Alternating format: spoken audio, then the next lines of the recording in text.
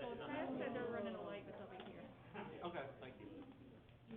How's it going? Hey, good, how are you? Doing all right.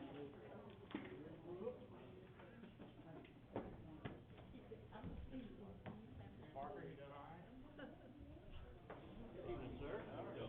Good.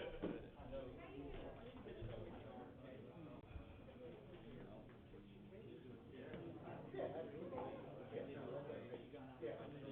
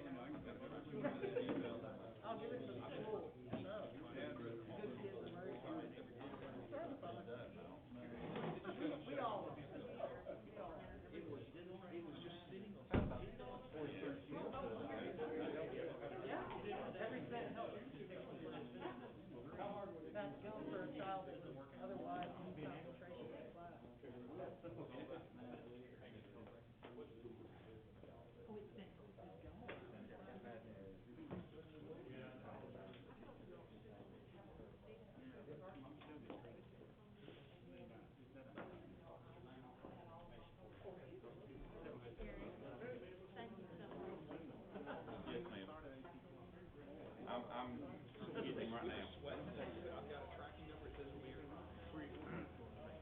Where at? I don't know. What country did it? We got it.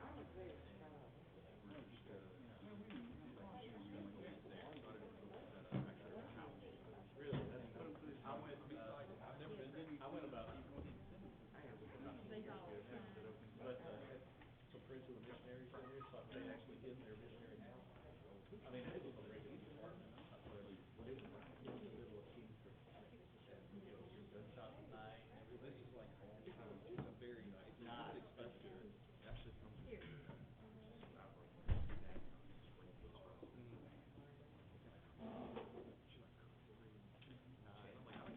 I did mine on the cheap, it was college friends, missionary down there. All right, we are about ready to start the school. Dog and pony show. All right, I want to thank everybody. We're going to go ahead and call our meeting to order. Ms. Kinzer, will you do the roll call, please? Ms. Parker? Here. Ms. Kinzer's here. Ms. Hopkins? Mr. Fulbright? Here. Mr. Moore? Present. Ms. Urban? Here.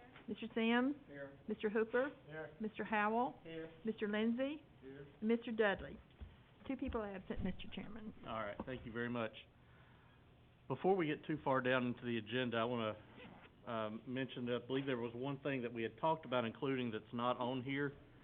Ms. Parker, you had asked about policy or procedure about setting the agendas. Do we want to have that discussion tonight, or do you want to do it in January?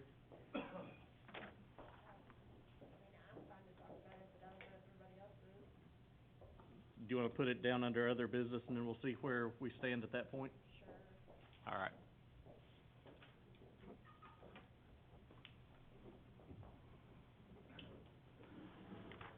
Okay, in that,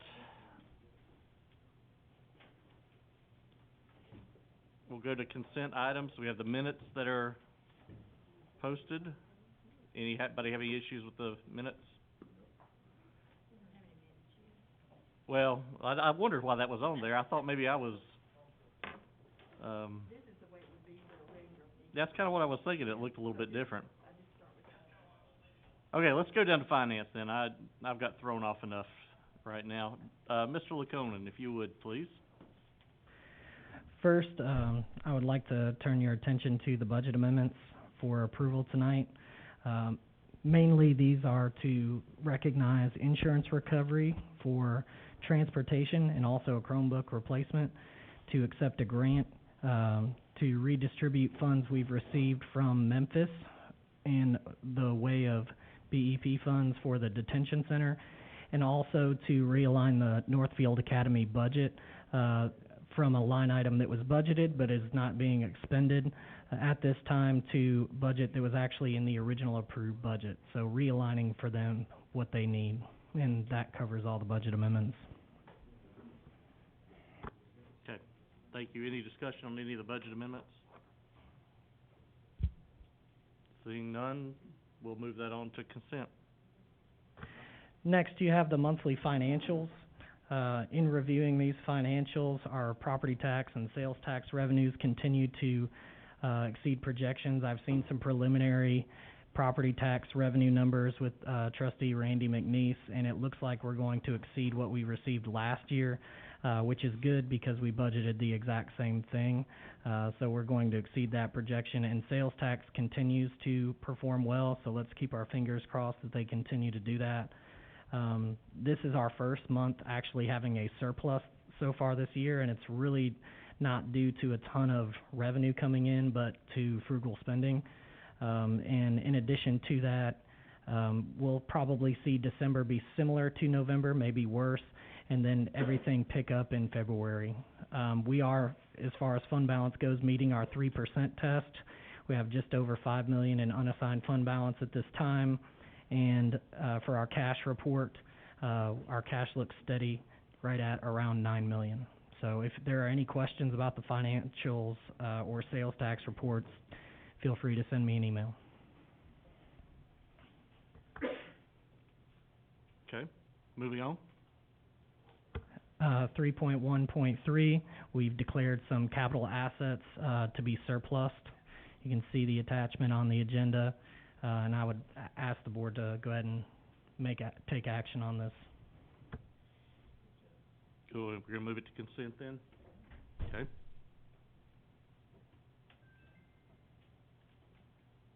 And I'm gonna go ahead and toss, I guess the 3.1.4, is that a discussion item we're gonna go ahead and continue with right now, or are we gonna move to 3.1.5? Mr. Chairman.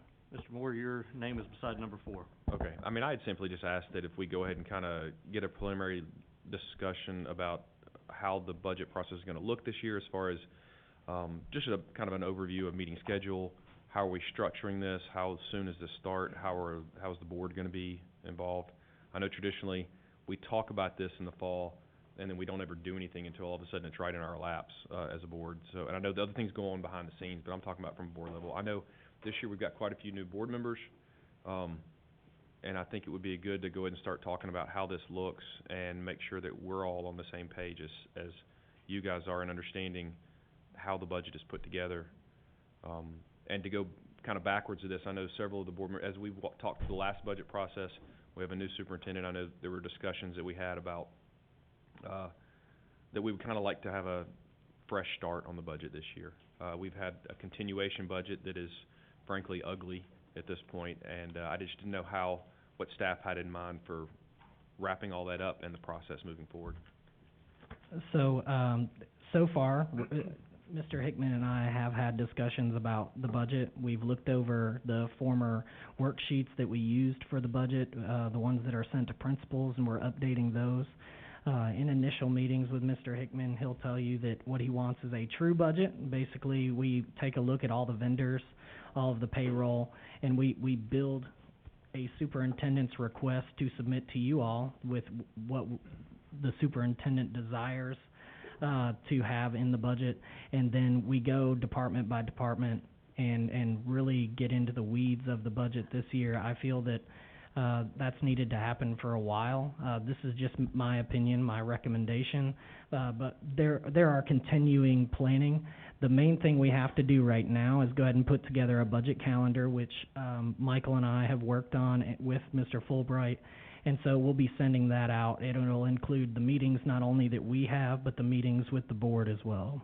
Okay, so if I could kind of, on two things on that, when you say, kind of department, would this be similar to how the county does their budget, almost like a department by department, where you kind of go through everything on that?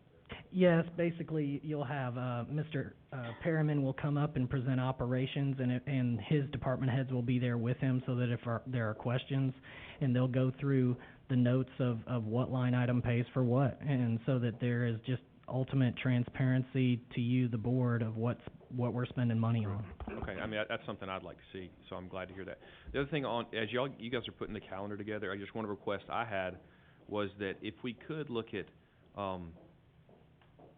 I just say in years past, we end up having a really long month of budget meetings that ends up being, we're meeting 2 and 3 times a week for a month, and I think it wears on everybody. Personally, I would rather kind of cram some stuff into less meetings, even if they've got to be a little longer, just for efficiency's sake. I know the idea of coming back and having, 2 and 3 meetings a week, it wears on almost anybody, including staff, but especially anybody who has to be here for every one of those. Have you guys looked at options for doing something similar to that, where we can kind of put it all and just have a marathon session where we can really look at these things at once? We can do that, and I would ask the board, kind of each of their opinions on that. Is that something that they would be willing to do, or would you rather have it chunked out like we had before? I gave my opinion, other people can. And also, I do want to say, we are converting over to next gen, and that is going to make this budget process on our side so much easier to do, because it's a really rapid, easier way to go into each line to find out where your money is going. So we're excited about the next gen, and we are really committed to bring you what we call a true budget, because I know one of the things, even when I was sitting back there before I was actually on the job, was we hate all these budget amendments at the end of the year. And the problem is you're probably going to see that again this year. I just want to be transparent, because we know what we're operating on wouldn't be what you would consider a true budget. So hopefully by doing that, I don't want everybody to see sticker shock when we do bring that in front of you, but we do want to show you what it actually would be, what it's going to run the county with our recommendations. But with that said, too, we're making the commitment internally to say, go through everything, and if you're not spending it, don't just spend it so we can get it back. What can we give back to get what we need? So, once again, throwing out to the board, I'm good with that, but I want to make sure what you want. And to just add to that, with my meeting schedule and Michael's meeting schedule, we're looking at meeting with everybody in the months of January and February, and going through every budget during that time to bring to you in March a school board final budget, and start basically presenting those to you. In addition to that, we will bring something that hasn't been done in a while. We've collected data at the finance office for other districts that are similar to our enrollment, their budgets, et cetera, and we'll have that. We've actually already got that information to present to you, bringing in more 1920 data, because not all of their audits are done. So you'll be able to compare your budget to other districts, your size, and in addition to that, be able to look at their actual, not just their budget, what they actually cut in checks as well. So we'll have more data this year in a more organized format, and I'm excited for this year's budget season, as excited as somebody can be about a budget. All right, thank you. Mr. Lindsay. To kind of go along with what Mr. Moore was saying, I would like to, if it's a Saturday and we're here for 8 or 9 hours, I would rather just hammer it out there as much as we can. Obviously, there probably will be things that'll come back before us, but rather than starting and stopping meetings, you seem like you never get anything accomplished. If we can have one long meeting, you get the majority of the work done. That's my preference. But Well, I think going off of that, I mean, Mr. Laconin, you're well familiar with how the county does their budget process, where one night is this department, another night's that department, and then 5 departments are on another night. So, I mean, I think that's at least a starting point for us to go by. So I think we, you know, obviously we just need to put our heads together for a calendar, and, we can get rolling on that. Are there any other questions or comments? I just wanna charge you with the fact that you've been operating under somebody else's budget for the last year. This is your time to shine, coming up on the 2021 budget. So, enjoy the process, is what I'll tell you. And, you know, and the whole thing with the budget is I just want full transparency, not just to the board, but to the public, to the taxpayers, because I feel, you know, what we do have may not be so, and I think it's time to get that corrected, and I just can't reiterate, don't get sticker shock when we Well, bring and, just last thing I'll say on this is, I don't think it's any secret that budget management was one of the major issues that we look for, somebody coming in. So this is gonna be, what we've entrusted you with. So I appreciate what you're gonna be doing and the work you're gonna put in, and look forward to helping you as we go forward. Okay. Administrative salary schedule.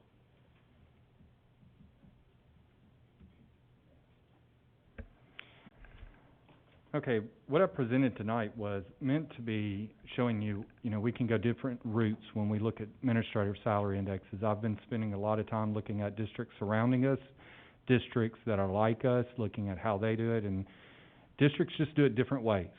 You see indexes, you see daily rates, you see, just a base salary, this is what you make, you see based on experience. So what I brought for you, initially put on here was just 2 examples of one of the 2 ways I would like for us to go. And after I wanted to kind of get some input feedback from what you want to see on it, I know one of the things that was told pretty clearly by the board is we do not want it to be attached to number of teachers. So both of these do not have that.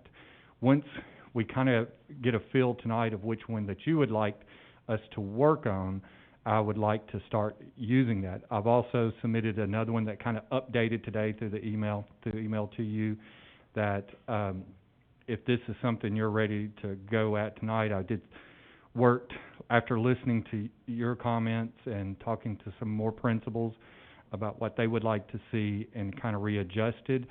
On the assistant principal, I know there needs to be a little work on that area as well, and so I do have some suggestions on that.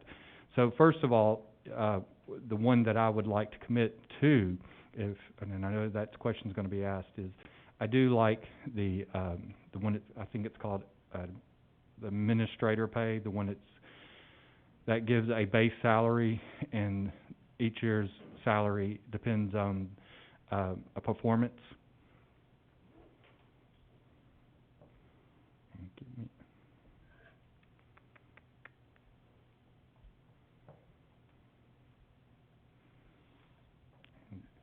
Give me 1 second, I'm getting that pulled up. Administrative pay schedule, or administrator salary schedule?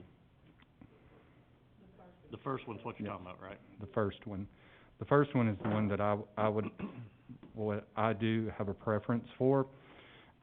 However, these numbers that are presented here, I'd like to update those, which I did send to an email today.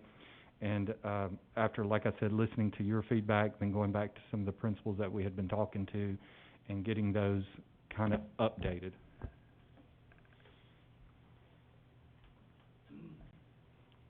Mr. Moore? Thank you. I just should start mine out by saying I have no clue what a principal should make. I just don't. And I think I've tried to communicate to you and at other meetings, what I've really wanted was just a schedule that we have in place that's clear and understandable to anybody that looks at it. B, that we stick to it. I think that's been one of the other things that has been communicated from the board, that we just follow what our schedule is. You know, I've seen some discussion and talked to some other people that may have issues with the dollar amounts and how that works out.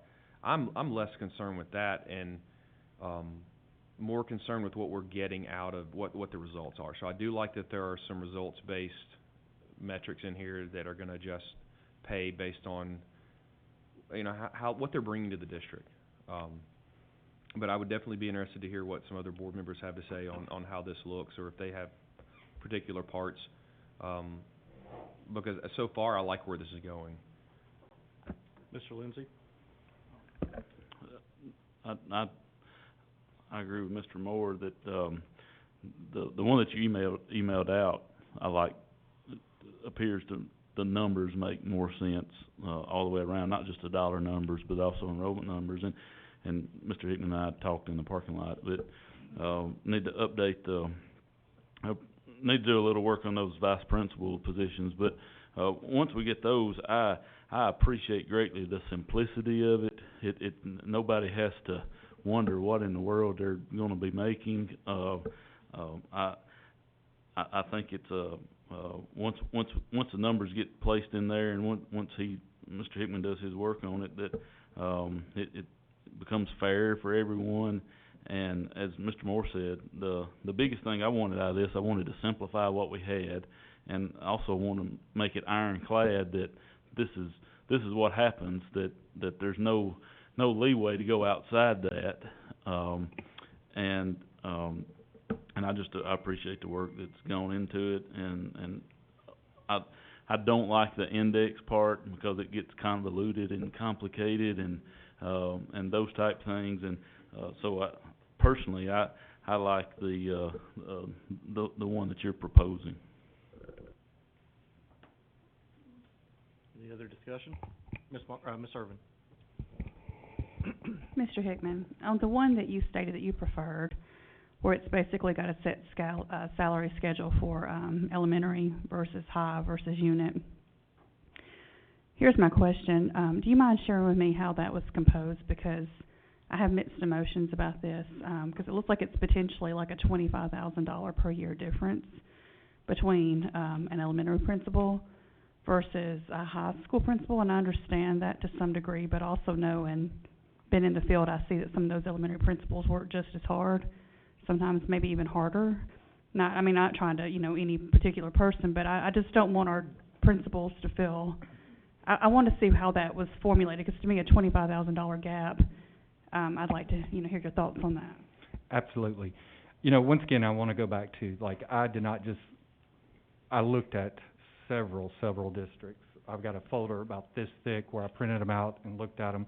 And what you have to look at, and this is not demeaning to an elementary principal because I've been one before, and what the duties of a high school principal has to do is really compounded because they have all the athletics, all the events, all the additional things they have to do.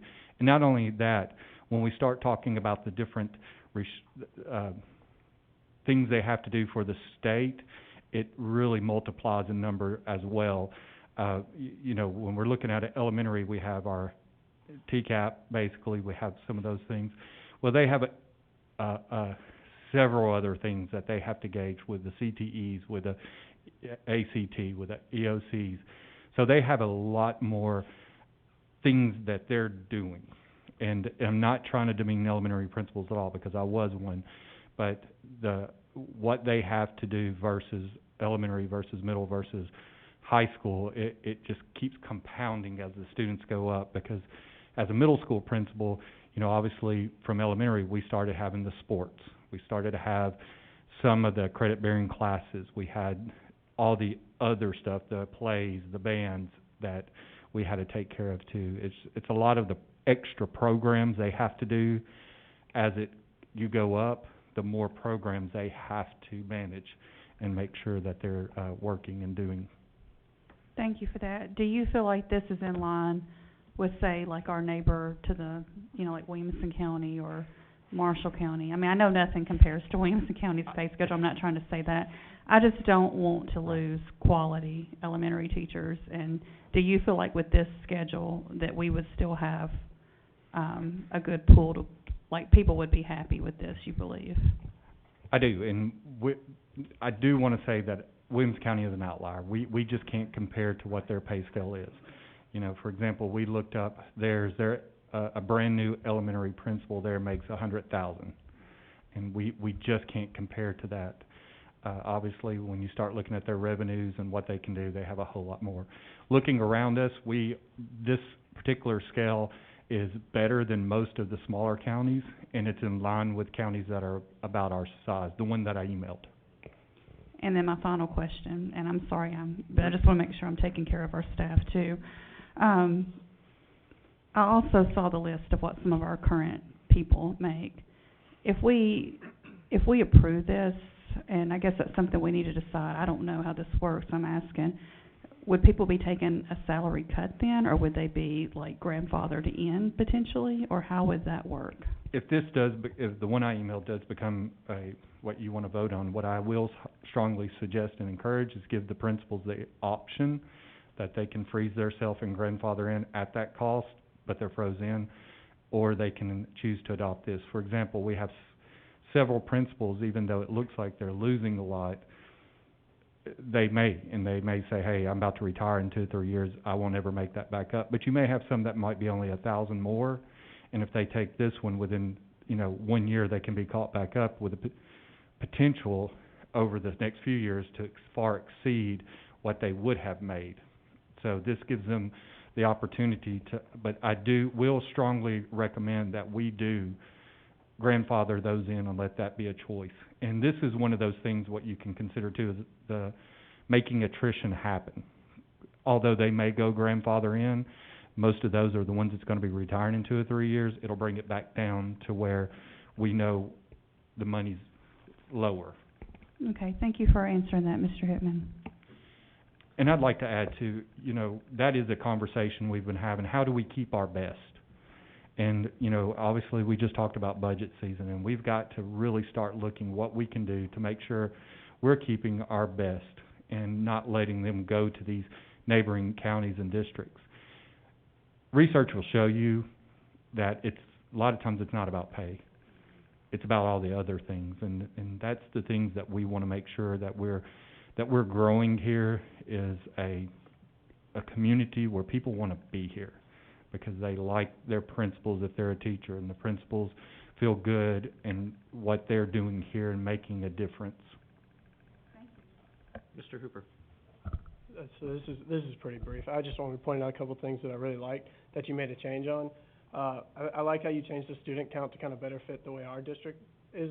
And also, one thing that I'm really big on is performance-based incentives, and I really do like the fact that you upped that for another 5 years. I think that does attract more long-term commitments from really, really good principals in the area.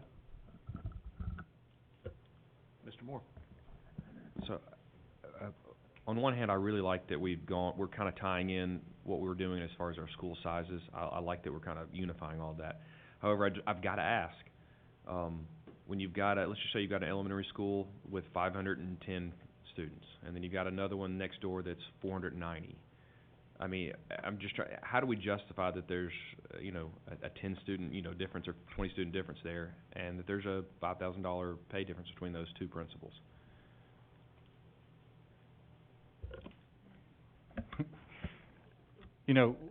There's a lot of things that we're going to have that happen, but one of the things that, I was having a conversation with Mr. Lindsay before we walk in, is one of the things people appreciate is not keep moving the line. If they know what is going to happen, what we say, and we make sure it happens when we hit that mark, I think they appreciate that more.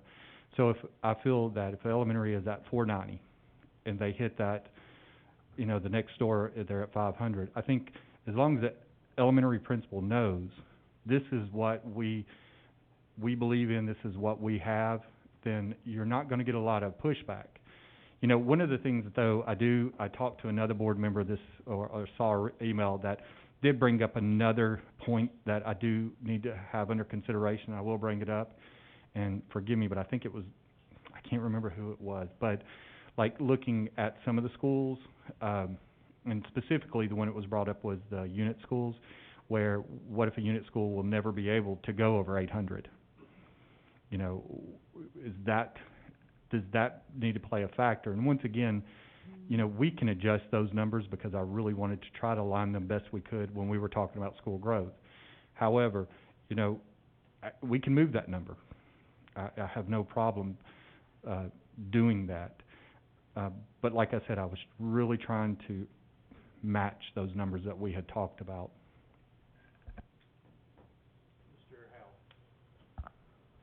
Well, I think that also, looking at the 490 and 510 scenario, we're growing our schools, and we're not building schools at 500 anymore. So we need new schools coming forward. I feel like eventually, I mean, long after probably most of us on this board are gone, the 500 will be a moot point. It won't even be something to discuss, because we won't even have a school that small anymore. So I think over time, that will eventually go away, and that disparity will not be there anymore. I just want to make a statement. I couldn't find the data today, but if I remember some data that maybe is a year old or 2 years old, I think somebody that's a member of TEA probably could find it, but I think last year or a couple years ago, our average administrator pay was in the top 10 in the state. And I just mentioned that to say this new salary schedule doesn't go backwards with that. So it, we're talking, and this is a real simplistic way to look at it, I realize, but, we're the 16th or 17th largest district in the state. In my mind, obviously, we should land somewhere around that number. So if we're above that number, then I think we're exceeding, we're doing a little bit better. So I just wanted to make the point that we're not going backwards with this, that this is an upward trend for our administrators. Thank you. Ms. Parker? I too like the direction that we're going. I like the simplicity. I like the transparency, I think, that's built into it. I will say, because of my preference for some of that transparency, I would probably prefer that the incentives be more of a bonus structure as opposed to, like, increase your salary, just because I feel like our current salary schedule, I couldn't tell you what anybody makes, because I don't know their years of service, I don't know their degrees, and I just think, as a parent, if I wanted to know what my principal is making, it's really easy to look at this and figure it out. If they're at a level 3 school for 3 years, I have to factor all that in, and I just feel like, for transparency's sake, I'd almost like to really recognize our principals for the work that they do when we get those designations. If we have a level 3, we're bringing those principals in, we're giving them a check, we're saying thank you for what they're doing, just on an annual basis. But also, they're not frozen there forever, because, it's a new year, and there's new challenges that, you gotta continue to raise the bar, I feel like. The other thing is, I feel like the schedule has to be such that we're encouraging somewhat growth within our principals, from assistant principals wanting to advance to be principals, or wanting to come and work at central office or whatnot. And like the coordinator position that you've got in there, I guess one thing that I've heard is sometimes it's hard for coordinators to maybe be listened to by principals that are making more than them, and so that's kind of a push-pull. So I'm just wondering how that could potentially be addressed, so that we're continuing to attract talent at all areas of the school. First of all, I'd like to speak on using it as a bonus. The challenge you have when you just make it a bonus each year is when you have a brand new principal coming in, let's say at the 90,000 mark, and then you have one at 15th, they're in their 15th year as administrator, and they're still at the 90 mark. I think we do need to differentiate that as well, to show that experience does matter as well in our district. And that's why I like having it not just as an annual bonus, but something that continues to build their pay. And it's just, I'm real haphazard and to say, well, let's just do a bonus every year, because it will possibly make some of the experienced folks that are doing a great job that we do want to keep to say, I'm never going to get anything extra. I'm going to look at this next district to see if I can get jumped up more. So that's one of the reasons that I'm very worried about just saying each year we give a bonus. Well, and let me just say, I mean, I like the simplicity that you have, but I also know, like, for example, Williamson County, they have experience built in each year where you're advancing, and if we're not looking at extra degrees and some of those things, I still feel like it would be really simple for me to be able to figure that out, you know, how long somebody's been a principal. If you wanted to add something like that in, I don't know, I feel like what you do at one school, if you get moved to another school, I mean, I don't know. Right. Not sure about this whole.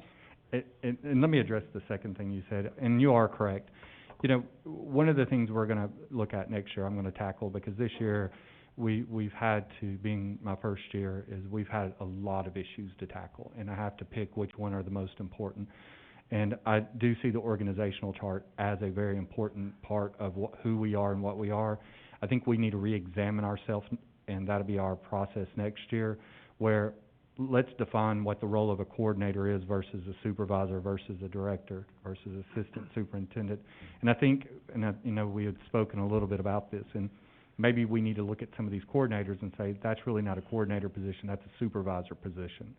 And the two districts, and I hate always saying that, let me say that, I always hate being the guy when somebody goes, in this district, but the two district, the coordinators were really more, they're just totally for support. And the actual supervisors is what we are calling coordinators here, which is your high school, middle school, and elementary, we call them coordinators. And mind you, if you go look at other sites, don't be fooled, because what they call a coordinator might be what we call a specialist, or what they call a supervisor might be, so you have to really dig in and know that. So I think next year is where I want to tackle that for sure, is to really look at the organizational chart. And Doug and I have also, we've looked at our organizational chart versus comparatively in the district with other districts like us. So we're not going to bore you with that tonight or this year, but that is something we will dive into next year. I think that really needs to be addressed there. Thank you, Ms. Kinzer. Oh, and I'll be brief. I don't like the whole idea of bonus at all. I think that all of the principals, assistant principals, all of our staff are working toward retirement at some time in the future. They're working hard for that, and those kind of raises would be part of their income that's calculated for retirement. It's also incentive for that. I'm just not, you know, in the past, sometimes we've given a bonus to teachers rather than a pay raise, and that doesn't calculate at all with, it doesn't continue on. It's just like, there it is, and it is. I would not be for just saying we give a bonus and then we're through with it. No, I think that it's incentive for them to work towards, doing better, salary-wise. And if I can say something else about that too, because I was in a district once that gave principals bonuses, and as soon as the teachers found out, they were livid. So that's something else you have to be aware of too. So looking at the two, like there was one that's in the agenda, then the one that we sent out by email today, I noticed there was a change on the increase, so I kind of had two questions. One, it went from 10 years to 15 years, that it would stay. Was there a reason for that? I'll be honest, that starts to,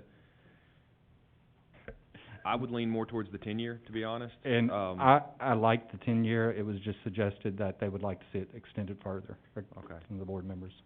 But I do like the 10, but when you're talking 10 or 15, to me, the reason, and I don't want to sound poorly but a lot of times by the time you get to that principal, the ones that you see that are over 10 years, usually they're the anomalies anyway. Okay. Because most people become principals at the peak of their career, kind of when they're coming to the end of it. All right. So 10 years, you know, is that something the board would rather see as a 10 versus a 15? I could say right now I would rather see the 10 than the 15, but obviously other people may have an opinion on that. Ms. Irvin. Well, I have a silly question, and I guess you can just tell I've been an educator, because I try to think about if I was in this position. So let me ask this. Could we do it, that it stops after 10 years or a maximum of like $10,000? Because if someone has if they inherit, I'm just trying to think loosely, but if they inherit like a big problem in the first year or two, like maybe they're only performing at a level 3 because there's a lot of growth, you know, and then they start, you know, years 3, 4, 5, hitting that level 5 mark. I mean, I don't know, because the whole thing here is that after 10 years, ultimately, that would be ultimately a $10,000 increase in pay. So I'm just trying to think, like, if I was that principal and I inherited, I mean, 'cause I've seen some principals inherit messes. So I'm trying to think about a really go-getter principal who's kind of dealing with the hand they've been dealt. That's just food for thought.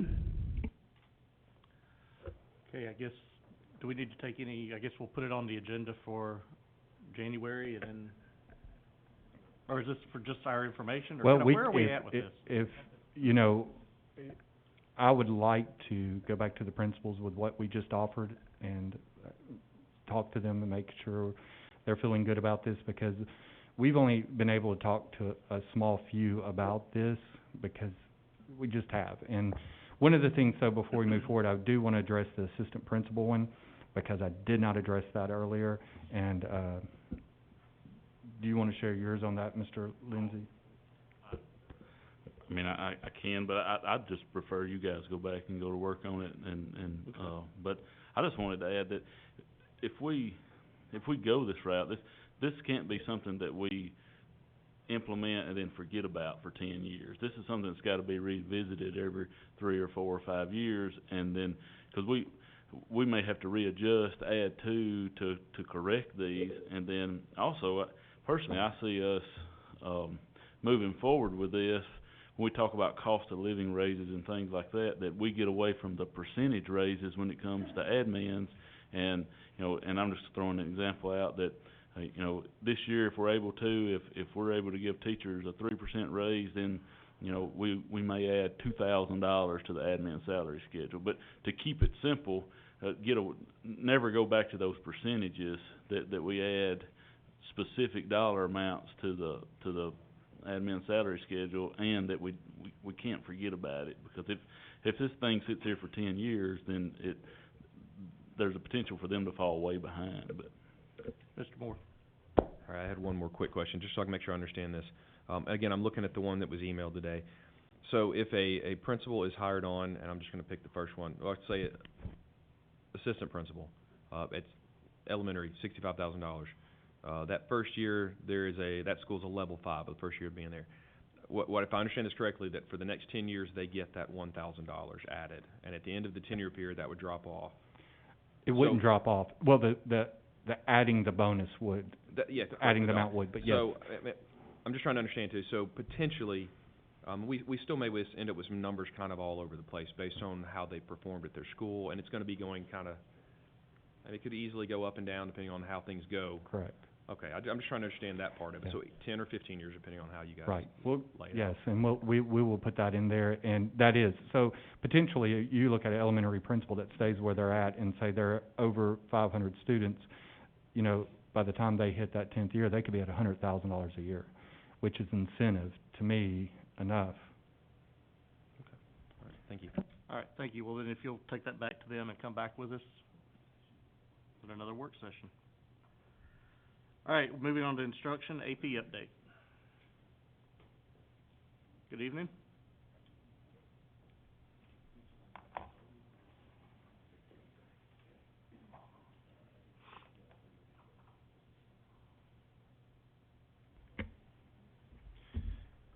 All right, let me introduce myself, Nick Deschamps, high school coordinator, just got hired about 2 months ago. So, I was asked to bring some information on the AP update, so I'm here to answer any questions that you guys have.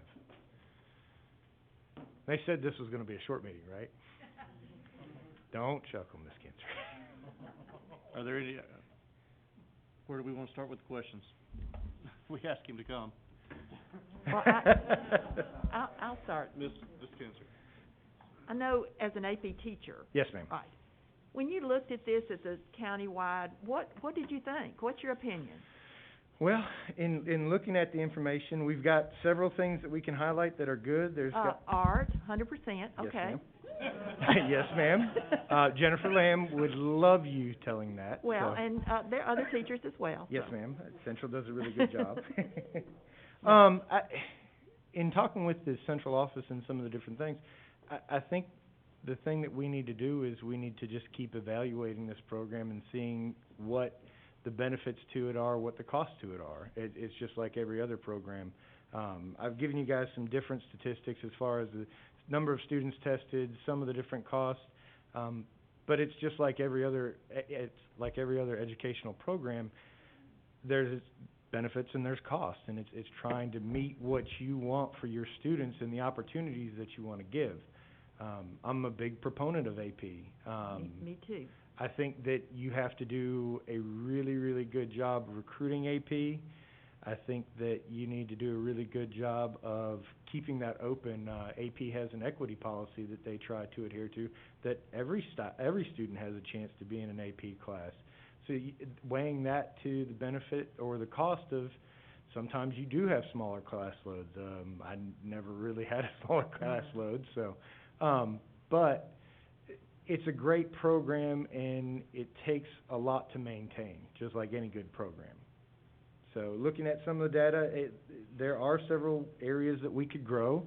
There are several areas that we're knocking out of the park. One thing that concerns me is the drop in the number of AP courses, but we can look at the different courses that are offered there with the alternatives that I've given you at the end. Statewide dual credit is starting to be implemented in more high schools. When I talk to some of the unit schools, it's easier for them to offer that statewide dual credit than it is. Dual enrollment is a huge benefit to our county, especially Mr. Hickman and I have been talking about the Murray County Alliance and aligning some of those things and some of those CTE courses. Dr. Lori Brown's been working with us to try to make sure that that's been taken care of. So like any program, it takes a lot of cost-benefit analysis, so. Do you think the cost of the test is one of the reasons they're not testing, or are we looking at percentage of people that tested and didn't pass? Well, it depends. AP traditionally is a little bit harder. Of course. The rigor is hard. That's what it's meant to be. Yes. Yeah. And I'll go on this record. Sometimes I always wanted kids to take the test, me personally. Sometimes you knew that kid may not do as hot on the test. So it's getting the kids to value the experience that they get with the assessments. So I don't know if it's cost prohibitive. Sometimes it is. I had a set of triplets that it was, but sometimes it's cost prohibitive. But I will say that our schools do try to do a good job of, if cost is an issue, let us know. Okay. So in dealing with free and reduced, so. No problem. Ms. Urban. So I'm going to talk personal here for a second. Okay. This may not be fair. I'll go ahead and That's disclose okay. that. So I have a freshman, and my freshman's a great kid, but, you know, Mama has to ride him pretty hard to get the best out of him. And I don't know if it was because of the COVID year or what, but I feel like and I'm a school board member, I feel like I'm completely in the dark on what's going on with my high schooler. I hear that from a lot of high schoolers because, you know, it's kind of like they get to that age and teachers think, hey, you're a high schooler, you should, and I agree, I've been a teacher, you should be able to do this is up to you, and I agree with that statement. But with that said, I'm pretty sure, and this is me as a school board member, I'm pretty sure my kids got an AP class and had an AP exam, and I had no clue. So I say all that to say this, that if Mama had known, Mama would have been on him a lot harder because, you know, the less I have to pay for him to go to college, the happier I'm going to be.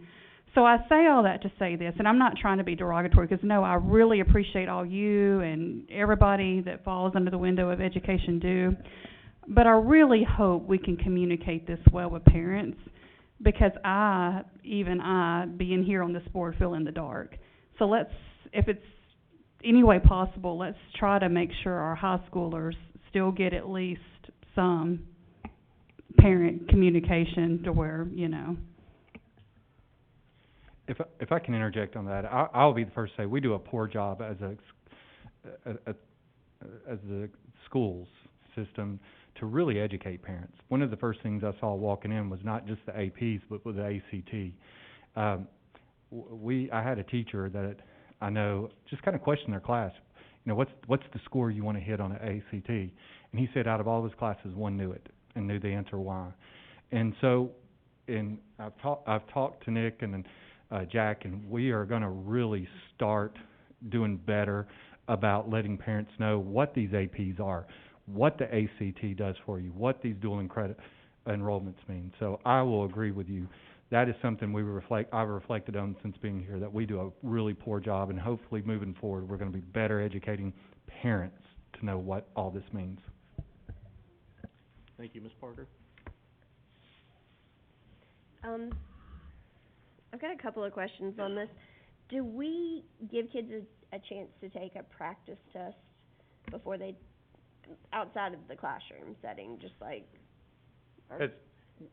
I can give you, well, I'll tell you this, AP has gone to a new style, and I kinda hinted on that with the report.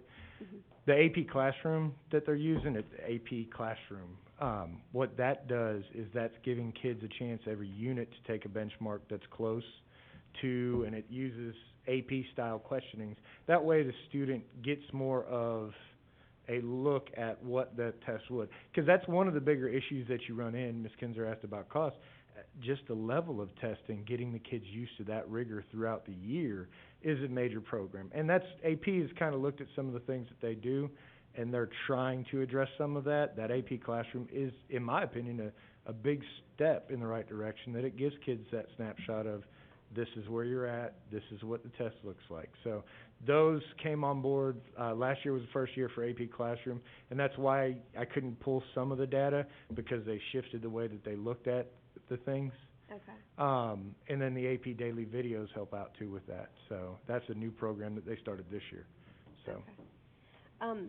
How are we evaluating, I mean, you've got the success rate, how are we evaluating teachers as well as the classes that we're offering? 'Cause obviously we've got some, like art, that we're doing, like, knocking it out of the park, but then we've got some where I would venture to guess we're well below the national average on. So do we need to continue to teach those classes, or do we need to phase those out, or do we need to look at the training that we're providing to those teachers? What are we doing to triage those particular classes? I think that's a fair question. I think it goes back to the same way we look at all classrooms. When we look at the test scores, if they're not meeting it, then we need to figure out what to do to help support teachers. And I think that's one of those jobs that's gonna fall under my discretion now, since that position changed from supervisor to coordinator, it's my job to help support instruction. So I feel like I'd be successful in looking at some of this stuff and getting those teachers those supports that you're looking for.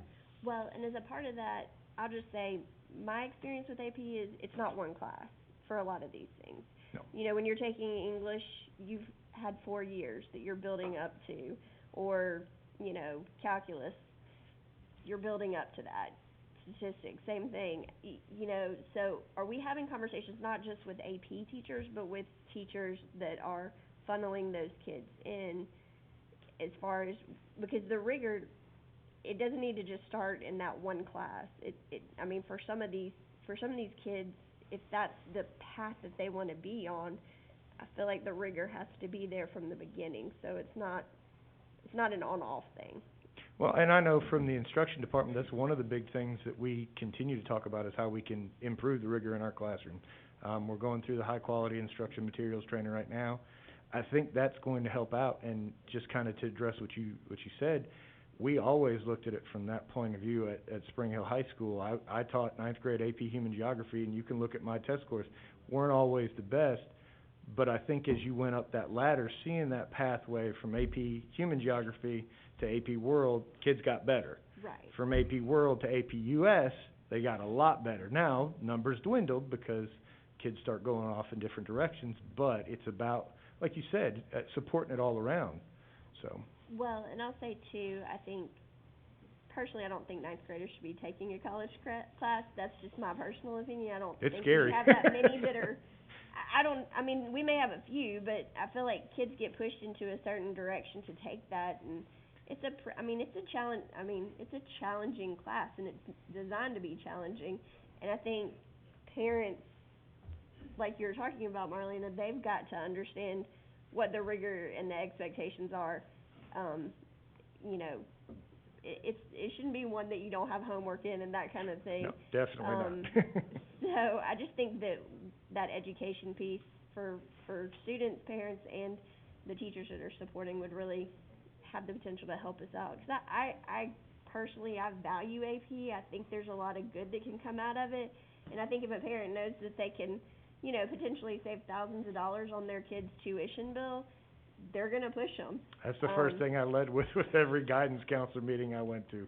Yeah. I'll save you money for college, especially if, like you said, the first year as freshmen all the way up to senior year, you could take four history classes, so. Do you have to be a freshman to take human geography, or could you Not do it as a necessarily. 12th I grader? had a senior score of 5 last year, so. Yeah. See, and that's part of what I think we need to look at too, though, is, you know, maturity level for a 9th grader versus an 11th grader and a 12th grader may help us with our success rate too. It's just my personal opinion on that one. Mr. Moore? Thank you. So Nick, you'd mentioned something earlier about and I think this is kind of what brought this up, was I would like to see, and I think the board would probably like to see the AP program a little more intentional. Okay. In that what we offer, I mean, why are we offering it? Are the costs justified? Is the output justifying that we're going to continue to do it? I think that's what kind of brought this whole discussion up. Was I know I would like to see us be able to justify why we're doing things, and I know over the last few years what I've seen in the school system is sometimes things just get into place and then they're just there, and sometimes they need to be, but sometimes they don't. And I would like to see some procedures in place internally. I know you just kind of got here, but That's okay. I would think. And you seem like you're heading that direction, that we would have some understanding of, you know, if we're not meeting what the district says we need to have in these AP classes, you know, A, do we keep doing it? B, what's the plan for getting the staff, if that's a problem, if maybe the staff needs some assistance to get us there.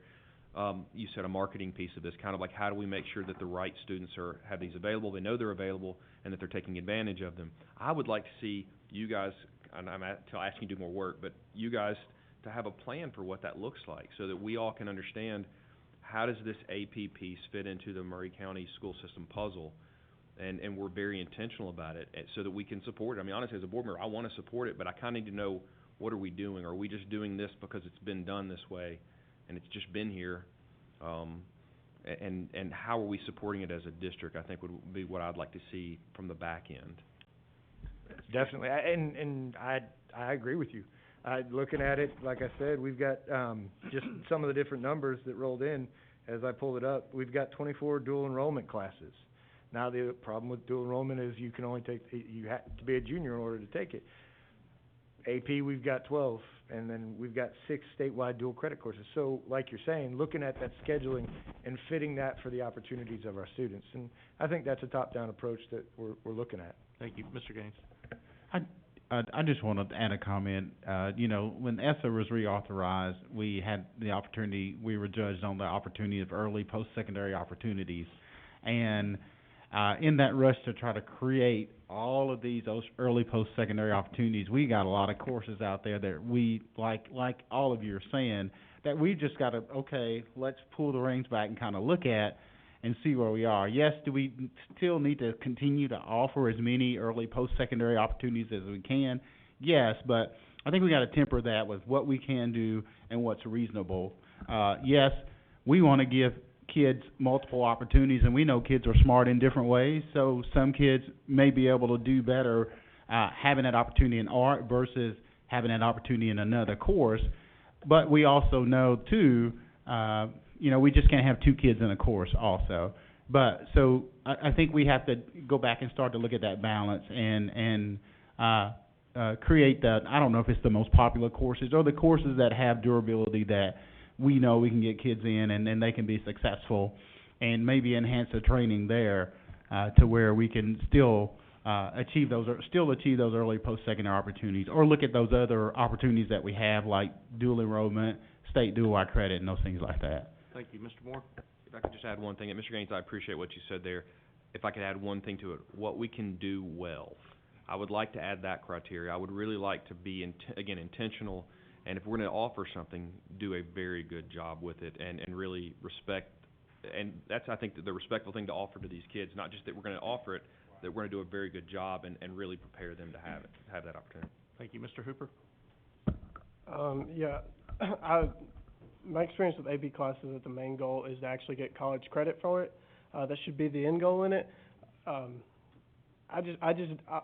personally, I don't see any point in offering something that's not really going to give you college credit. If it takes your elective away, that takes away from your college experience. To me, those were the best classes you could take because that's your actual individual fun in college is actually getting to take those. So AP classes, it just to me, it doesn't make any sense not to offer something that is across the board for every major, going to count for every student who takes it. And I don't think I could justify spending it on something that's just going to be an elective for most kids. Okay. Seeing no more lights, we'll continue this discussion further on down the road. Is that where we're sitting with it right now? Yeah, that's what I thought.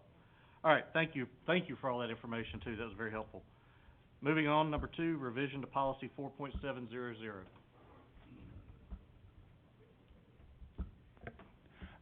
Good evening. After the State Board of Education gave us the opportunity to revise the percentage of the student's grade for the end of course testing.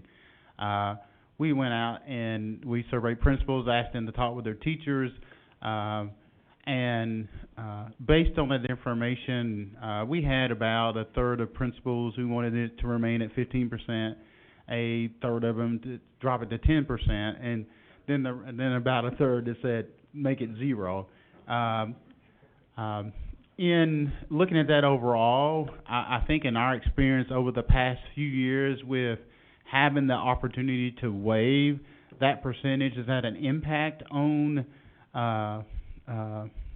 taking the test and really putting an effort in. So we talked about recommending that 5% would be, it's not a large percentage, but it still puts some stake in the game. So that's, the staff recommends that we change that to 5%. And it's, of course, it's in policy, so it's there for your discussion. Okay, let me ask you this one, because I think this might hit home, if I understand all this right. My 10th grader took the first 2 parts of one of the end of course testing and then was quarantined and didn't get to take the 3rd part. So the question was, how is that going to affect the grade? Is that still going to be 5% of the grade? Because that's going to be, what about a 50 being factored in 5% on a grade of 89? We would not count that. They would have the opportunity to waive that test. Yeah, because it would be we would report as a irregularity because they're not there to take the test. And I will say, I did get a call from the school that asked what I wanted to do, and they were very helpful in working through that, but I wanted to see if this was still along those lines. All right, Mr. Hooper. That was from last time. Oh, okay. Hey, Commissioner Fulbright, Yes. just wanted to let you know, just talking to Dr. Miller, that test will not be scored because they didn't get the full scoring. Okay, thank you. So he won't be negatively impacted. Okay, great. That's exactly, and I think that's why they called me. So Communication. I think my answer was just do what's going to help her grade the most. I didn't understand what we were talking about. Yeah. Good, highest grade. It's going to get a scholarship. All right. Other discussion on the policy? Mr. Lindsay. Just, so make sure I'm understanding, currently it's at 15%. Besides the fact that just putting less emphasis on it, what's the negative of leaving it at 15%? If we just keep it where we are now, tell me why it's better at 5 than it is at 15, I guess. Well, just because of the irregularities we've had in instruction. I mean, we pivoted back and forth, just those things that has happened this semester, and we'll probably continue the next semester to trying to balance that with understanding that we know because of ESSA are also going to be accountable. We don't, maybe school teachers won't be held accountable, but at the district or some level, there's going to be some accountability because in ESSA and the funding, they still have to rank schools. Now, they may not publicize it, but they're still going to rank schools. So I think we still want to try to have some skin in the game, so to speak, being compassionate with the fact that some students are saying, hey, I maybe have my instruction interrupted from having to pivot to remote or having to take maybe Edgenuity for a period and going back to remote. We're just trying to have that understanding that that's going on, so And we lessen the percentage, This policy changes just for 1 year? just for this school year, Thank you. yes. So will we have to come back and make a policy change again, or can we put it in policy that this is only effective for a year? It says 2020 through 2021 school year. I guess we could put another line in there that said it goes back to the, and then we would have to It come doesn't say that in back. our policy is what Yeah. I'm getting at, but, well, I guess it does, never mind. All right, Ms. Irvin. So, I have mixed emotions on this. I like to leave it for a year-to-year analysis because I've been a teacher, I've been a parent, and this is my thought on it. If you're doing like a test, like to get your license, whatever, you have multiple chances to do that. I've seen kids who've like been through horror the night before a test. I've seen kids who've been sick to their stomach throwing up the day of a test. I've seen those things, so that's what weighs on my mind. And sometimes some kids just don't test well. And I understand that it does need to have a value on it because you want the kids to give their best, and I'm all for that. But I think if you've got a kid that's just having a bad day, because that does happen a lot of times, more than you would think, I like the 5%, honestly, because I do think it puts a stake in it, but it's not going to kill the kid. That's my personal thought, though. And two, like for high school, I mean, if you've got a kid that's busting it, doing everything, and they've got a high average on their GPA, and then they come in and just have, you know, like parents just decided they're divorcing the night before, because that happens. I don't know. I just want to put that out there, because I don't know if everybody thinks about those situations, but I've seen them, unfortunately, more than I care to elaborate on. Mr. Moore. Well, if I could just throw some support out there for the other side of the coin, those of us that love taking tests, that there are kids out there that count on that extra, that with one test you can really bring your grade up. So I know I'm joking a little bit, but the truth is there's people on all sides of that spectrum. I was one of those kids. I know it's a little strange, but just keep in mind, there are kids that count on that. So, I mean, you know, there would be an argument there for those people. They'd love to have it as 25%, because they can kind of they can slide all the way through to that test at the end, knowing that they can bring the grade up. So, I can see arguments on both sides of it. I really do like the idea of us continue to look at this. I know this has always been in policy as a state law on that, but I would really like to be able to look at this year to year from now on and make sure that we've talked about it a few times in the past, I believe, as far as the percentage. But I would like us to make sure year to year that we're reviewing this based on circumstances, and looking at that. But I'm actually okay with the recommendation of the 5% for this year, understanding what we're going through. Okay. All right, then are we good to move it to consent? We're going to consent. Number 3, audit contract between Matlock Clemens, PC, and Murray County Schools for internal school funds. That's just a request to purchase because it's over $10,000, and that allows us to pay for the audits that will be completed at the end of the school year. Any conversation? Looks like there may be a question. I do have a question. Okay, Mr. Moore. Is this a one-time thing, or is this something we're looking to do every year? It's every year. Okay, so this is a new thing we're going to start this year, or we've been doing it? It's just a purchase over $10,000, so it's got to come here. Am I just have never seen this in the 6 years I've been here?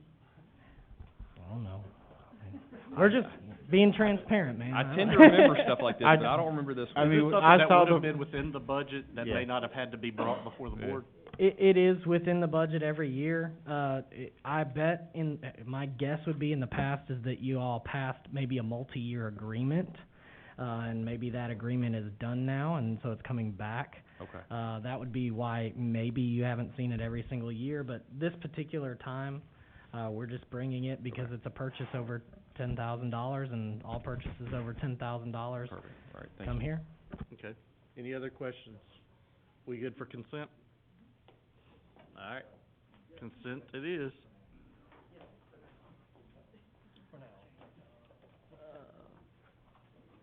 Digital integration plan. So Mr. Sell presented you some information, and he would like to present some comments along with that plan as we go along. So he's right there. Okay.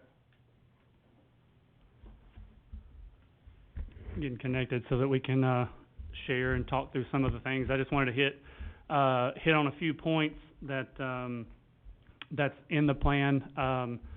We met as a group last Monday or so, central office, and to talk about it a little bit, make sure we were all squared away.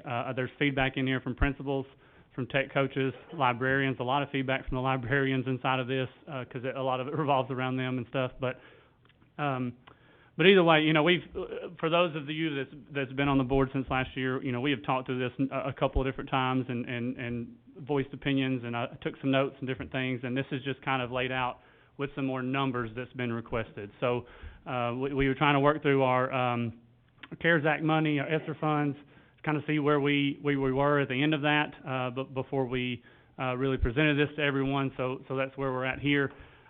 Just kind of walk through the numbers here that based off where we're at currently with the money that we've allotted out of CARES Act so far for devices. All middle school 5 through 8 have a Chromebook currently. All high school students 9 through 12 have a Windows laptop currently, and we currently have Chromebooks for 4th grade, both distributed and being used, and also still in the box because it's trying to work through getting those out to those students. So those hopefully we'll have all those with Christmas break out by January essentially. The bottom number there on the right hand side is just to explain that we do have over 1,000 so iPads in the district. Majority of those iPads are going on really. 1/3 of those are already end of life, no more updates. The rest of those will be end of life in the next few years if they weren't recently purchased with some CTE or SPED funds that we've had that discussion about before. But I wanted to add this in here just to show you what it kind of looks like on a day-to-day basis when all those devices are currently being used. We're looking at over almost 60,000 logins a day between teachers and students into the classroom portal, the ClassLink portal. That's something that we started this year to allow less passwords, so it gives us the ability for students to, younger students to scan their badges, or older students to sign into ClassLink, and it gets them into, right now we have 32 different programs that it signs them into automatically across the district. So just kind of wanted to show how that kind of looked and what we're using that for. So just a discussion point. But a couple of things on this page. I'm hoping you all got a chance to look through it, that it attached to the agenda or so. But we've made numerous times had the discussion point to say that laptops for teachers now are just as essential as a pen and a notebook, based off everything they have to do with attendance and presenting screens and so on and so forth. So we are recommending, and we brought this up before, that we want to recommend purchasing about 1/3 of the teachers each year a device. We presented that last year. I think it got put in capital. Obviously, with COVID, capital got cut, so we used the rest of that money left over from those Lenovo leases to purchase over 300 essentially devices. So we currently have 300 new laptops in teachers' hands, but that means all those 2015, 2016 diploma Lenovos are starting to drop like flies because they're just at that point. They've been used so much up to this point. So that'll be kind of something we talk about. Hit a couple of points on this. We thinking of a more mobile situation, we won't have to worry about monitors. That'll kind of be more of a price a decrease in certain things. We still have some. If teachers recommend them, we do provide them. We actually had a school just purchase some for all of their teachers because that was what they wanted. But that's kind of what we talk about here is all the peripherals, the printers, all that's provided would be provided by the school based on, they're not buying technology at this point because we would hope that this would be in the budget. So I'll ask at the end, obviously, about the any questions. So we kind of fly through this because I, again, just like Nick, heard the quick meeting information. But so this is just a breakdown of what the teachers kind of look like. you know, this is what we purchased the ones back in May. This is so kind of roundabout there of what that would get. That 200,000 is a little bit of an increase because technology, I mean, it fluctuates all the time. Right now, it's a little more expensive because there's so much demand for it. That may go down in a few years once, you know, at that point, everybody's kind of there. So that's just kind of there to throw it out there. You know, trying to make sure we're equitable across the board. An idea here is that we hand them out via grade band, so like kindergarten, 3rd, 5th, so that every school is kind of getting them, and we're not just saying, okay, Springville High School's this year, Mount Pleasant this year, Unit Schools this year. So I was just thinking, you know, we'll kind of base that off homeroom teacher ideas there. I mean, we can get better numbers, but again, this is kind of the discussion point. But this does include CTE and SPED teachers, so any licensed teacher would be included unless they need something specific for their industry at a CTE or SPED level. So, student technology. So, if you notice the first point one where it says K first, second, Apple iPads, the second's in parentheses because based off talking to principals, I had seven principals respond to an email that I sent out. Of those 7, 4 said that they would be okay. iPads K through 2. The other 3 said K1. So I mean that's just kind of some leeway. We base the numbers that you'll see in a little bit are based off K through 2 numbers. So just kind of set that up. But I have some videos at this slide to talk about. One of the discussions we had a few months ago was the original diploma plan did not discuss K through 2 devices. So I reached out to some principals and some schools that's currently using them in those, and I'd be more than happy to share those if y'all want me to. They're about 3 minutes long. Or I can maybe just email those out to kind of show you what they're doing. It's completely up to you all. Just email them out. That's what I figured. So that's why I just want to throw it out there. But they y'all. worked hard on those, and it just kind of shows you what they're currently doing in those grade bands with those iPads to kind of let you know kind of what's going on. And just something else, something that would have helped us tremendously this year if we would have had iPads in those grade levels is with our mobile device manager software, we can actually push out their current packets that we're sending home to those iPads. That would have been a lot of money saved off paper. Very helpful. So they just would have had internet, come to the school, download it, and would have had those for the week essentially. Either way, just throwing that out there. I do have hotspots left on there just because I mean, most one-to-one programs that I've looked at, they have some to be checked out by the library for kids to do homework or projects or stuff. So we just kind of have to look at the numbers there on what that might be. And then here's the cost. So this is the slide that is very detailed, a lot of information down through there on kind of what it looks like, broken down by those different grade bands.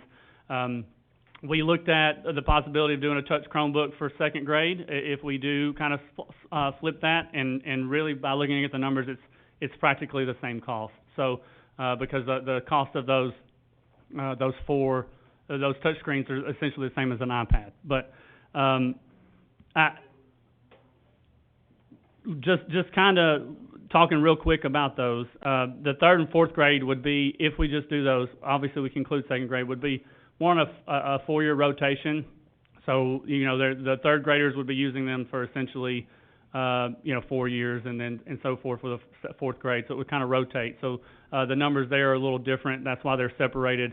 5th graders would get that device and keep it all the way through 8th grade. Now, if we obviously, I know there's been a few discussions about 5th being moved. You know, we can maneuver that, but the number's still going to be the same devices.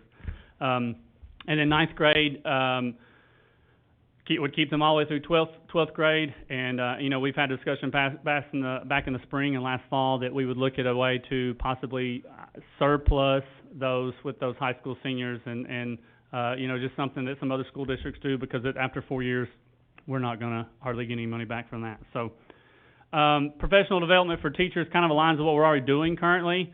Me and Kara talked through this a lot, but the Apple Teacher is free, you know, something we pushed out and offered all of our teachers and given instructions on how to do that. 3rd through 8th grade are currently using an online portal for Google called Mobile Mind. At the end of their training, if they've completed the level 1 voucher, which is an opportunity for them to show that they've been working towards something that gives them a $10 voucher to take that test. and they get a little badge they can put on their email or whatever, but, that currently this year was paid for with Title IV money. I've included it in the cost of this later on down the road so that, we can use Title IV for more specific things. But either way, that's in there. We've had, currently there's about 518, teachers and staff. I think we've had 380 currently, already complete multiple courses inside of there around all the craziness that this school year has been. So that's pretty awesome. And then the Microsoft side, Innovative Educator, we actually have an innovative trainer at Central High School. She's completed all of them and went on and took a test, and it's very, very cool scenario because she gets put in a worldwide database on being able to find her. So that's kind of cool. But and then we will require admin staff and central office team to be complete the same training so that we've talked about that numerous times so that they know what those teachers are doing and walking through. All right, so that's the cost there, that what we paid for Mobile Mind this year for the teachers, and just obviously maybe something, Microsoft comes out with something. Apple has tons of PD, it's super expensive, so, but I believe that we can, train them based off what we currently have as a district. Student training, maybe some career opportunities. I want to make sure I included this in here. I do put, obviously it's put in there, it says devices do not go home the first day with students. I think obviously this year was a little different. Looking into the future years, we talk about the ability to provide digital citizenship for those students, device care, something that we just had, for those of you who've been through diploma, they listened to a Morgan Freeman video and that was kind of their thing. This year we would tie it into the, to instruction within the classrooms, and that would be built out by MCPS teachers. The tech coaches, librarians currently do this now on their own, and I'm just thinking we bring it together and create a little cohort to do that. But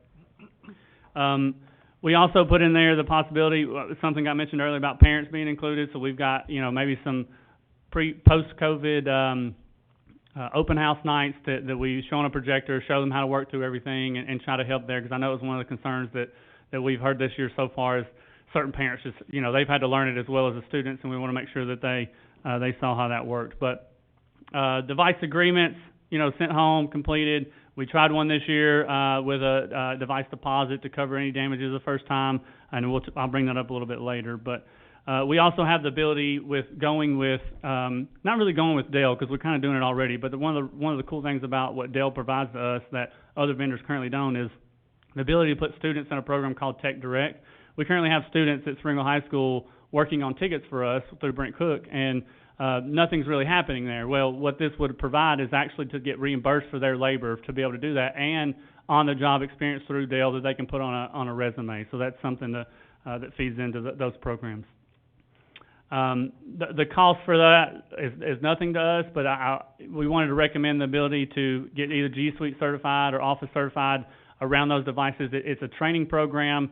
I know some people said don't put this in there because you don't have definites, but I just want to make sure that, current job market for these, if you have these two things, we're looking at leading out with $49,000 if you've got these certifications currently for both of them. So we'll find funding for that. I've talked to multiple reps about that if we were obviously to approve it. But parent community support, just a couple of things here is, one of the what ifs here is that's a lot of paperwork if we've got parents signing stuff around this. So how do we do that if it's something digital or if it's just, kind of a good faith type of thing. But I do, going back to something we talked about earlier about AP and them not knowing a whole lot about that is, it would be awesome to have a weekly or monthly type of Wednesday memo that we currently get, right? But for parents and community to say, hey, this is what we're doing currently. This is how it helps you. I'm thinking more monthly or quarterly. Here's some tips. We're currently just throwing everything on the diploma.cool website and not really telling people that it's there unless they specifically ask, but this would be more of a direct communication.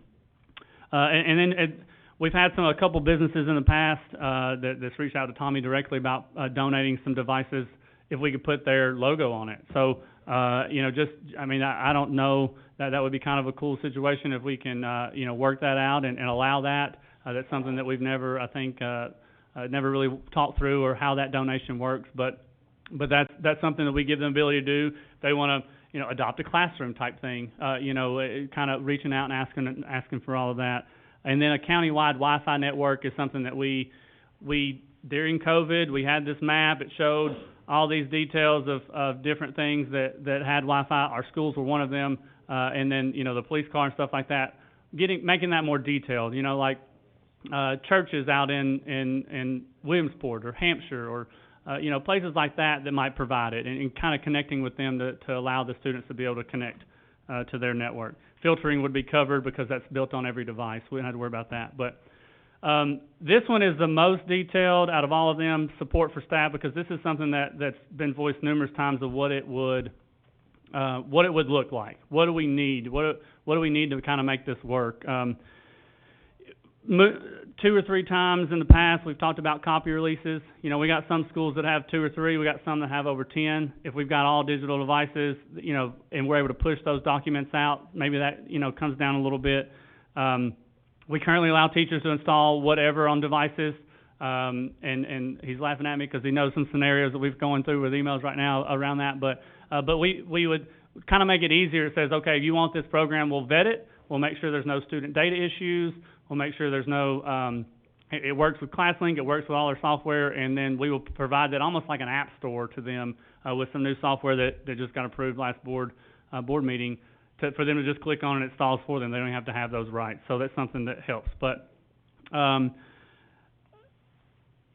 as far as the more, I guess, the Tech Direct, touching on that again, that helps out with all the information with needing, I want to say less text, but we're asking in this plan to essentially add 2 new tech members and 1 student data manager or assistant manager. I'm not sure how that would work, but that would get us 1 tech for every high school, one tech for every 2 middle schools, and 1 for every 3 elementary schools based on what we currently have. So elementary schools are typically, they're smaller, they don't have as many as needs as what we see with, you know, bigger schools, bigger labs, more teachers, right? So that was kind of the vision there. But it allows for devices to be repaired a little sooner and taken care of. And one of the other things to talk through is we've been asked numerous times, well, what's it look like now with more devices compared to what it was in the past? And so I went and pulled ticket count numbers from last year compared to this year. We, at the end of October, which we really had most of our devices kind of out by then from CARES Act besides the new Chromebooks, we had 80 open tickets to end October of last year, and that's only with 1/3 of students having devices and about 600 teachers. Well, now this year, at the end of 2020, it looks like a lot. It's 100 more tickets. We were also down a tech when that was mentioned because, you know, kind of maneuvering some people around. But that's now 3/4 of students having devices and every teacher having a laptop. And technically, if you go back and look, there was more tickets entered in October of 2019 than October of 2020. So that kind of correlates to, okay, we had 13-year-old desktops that teachers were still using that were breaking down every day that we had to probably touch numerous times. So Countywide Mass Communication Program, this is a shameless plug almost in there because we've talked about it before, and I'm just being upfront and honest, is we have, you know, 50 different programs out there, it feels like, that's currently being used.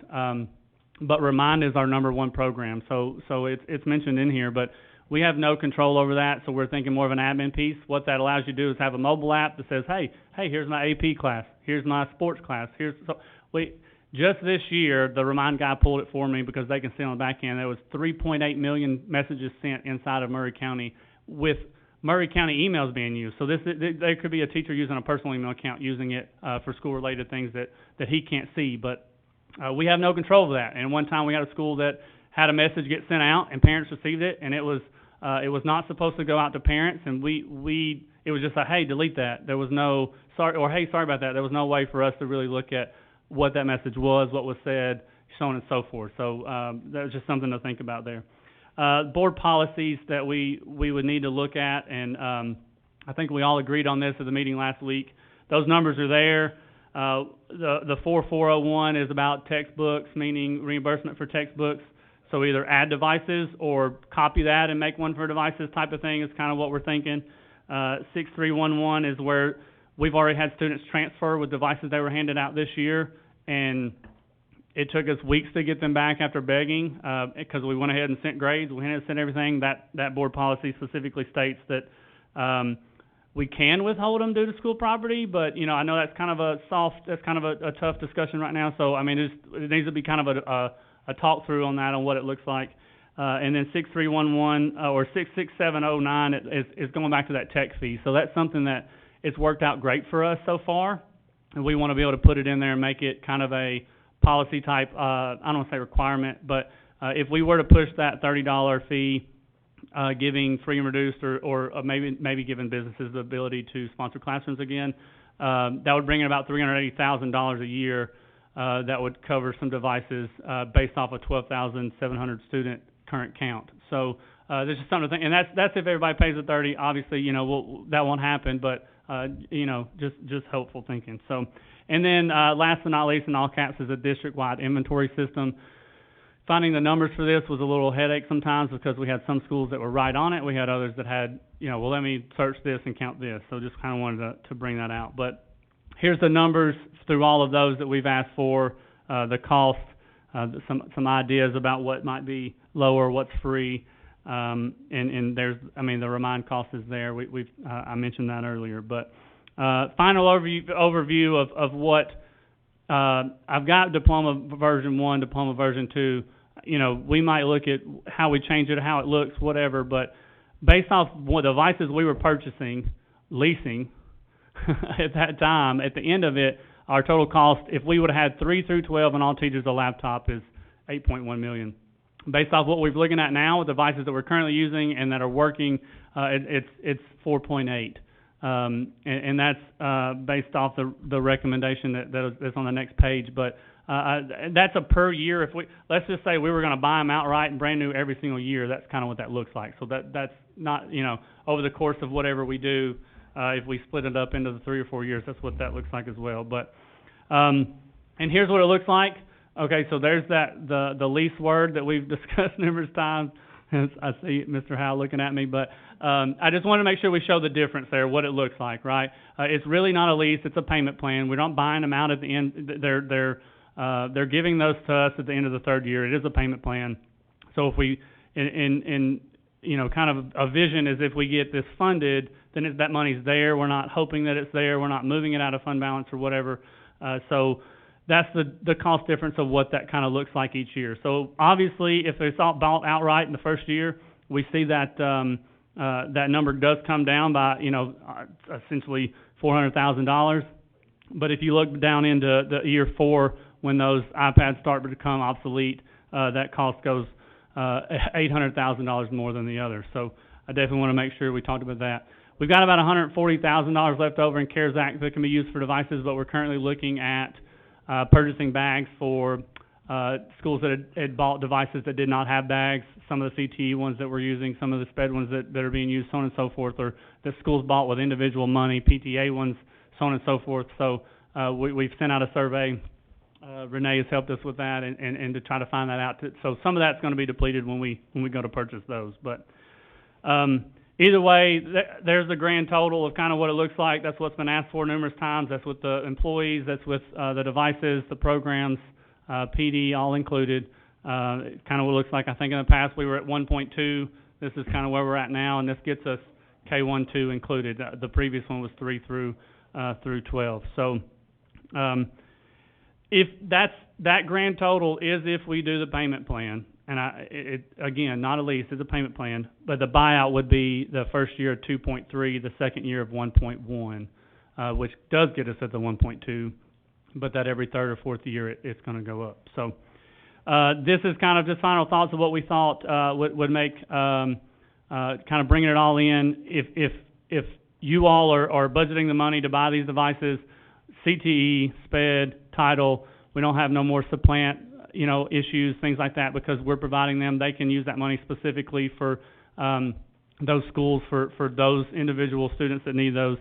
You know, in our idea, it makes sense to, I think we even have an account number, and Tommy knows off the top of his head, to put the money in specifically for the devices and stuff, so that we're not intermingling with the other things. We're currently hitting on the Verizon grant. I mean, that's a $2.1 million grant that you guys approved the MOU for at last board meeting over the course of the 3 years. Continue to find those things. We'll know by the end of the week if we got approved on that or not. That, you know, that covers those 3 schools. And then obviously continue to fine tune device selection and partnerships with different vendors and how we, communicate with those. You know, we had some sore, communication between certain vendors, and that's why we've been moving it around. But, and it's always, obviously the last one, most important, is making sure we work with those teachers on the programs and how the integration's happening and how it's being used, and it's not just handed to them and said, hey, fill out this digital worksheet type of stuff. So, all right. Ms. Irvin, thank you. Okay, so I have a wealth of questions, but I'm going to try to narrow them down. Here's what I'm thinking. Technology is going to cost us a lot from here on out. It's a future way of life. I'm also thinking that I would dare to say probably half, I may be being generous in that, but I would dare to say half of our children have devices at home. And I know, like my kids, like K2, they even had an iPad. Maybe they're just super spoiled, I don't know. But I think that that's, a lot of kids are in that area. So what I'm thinking, and maybe you guys can tell me, but I think parents fear sending a device to schools, it's going to get broken.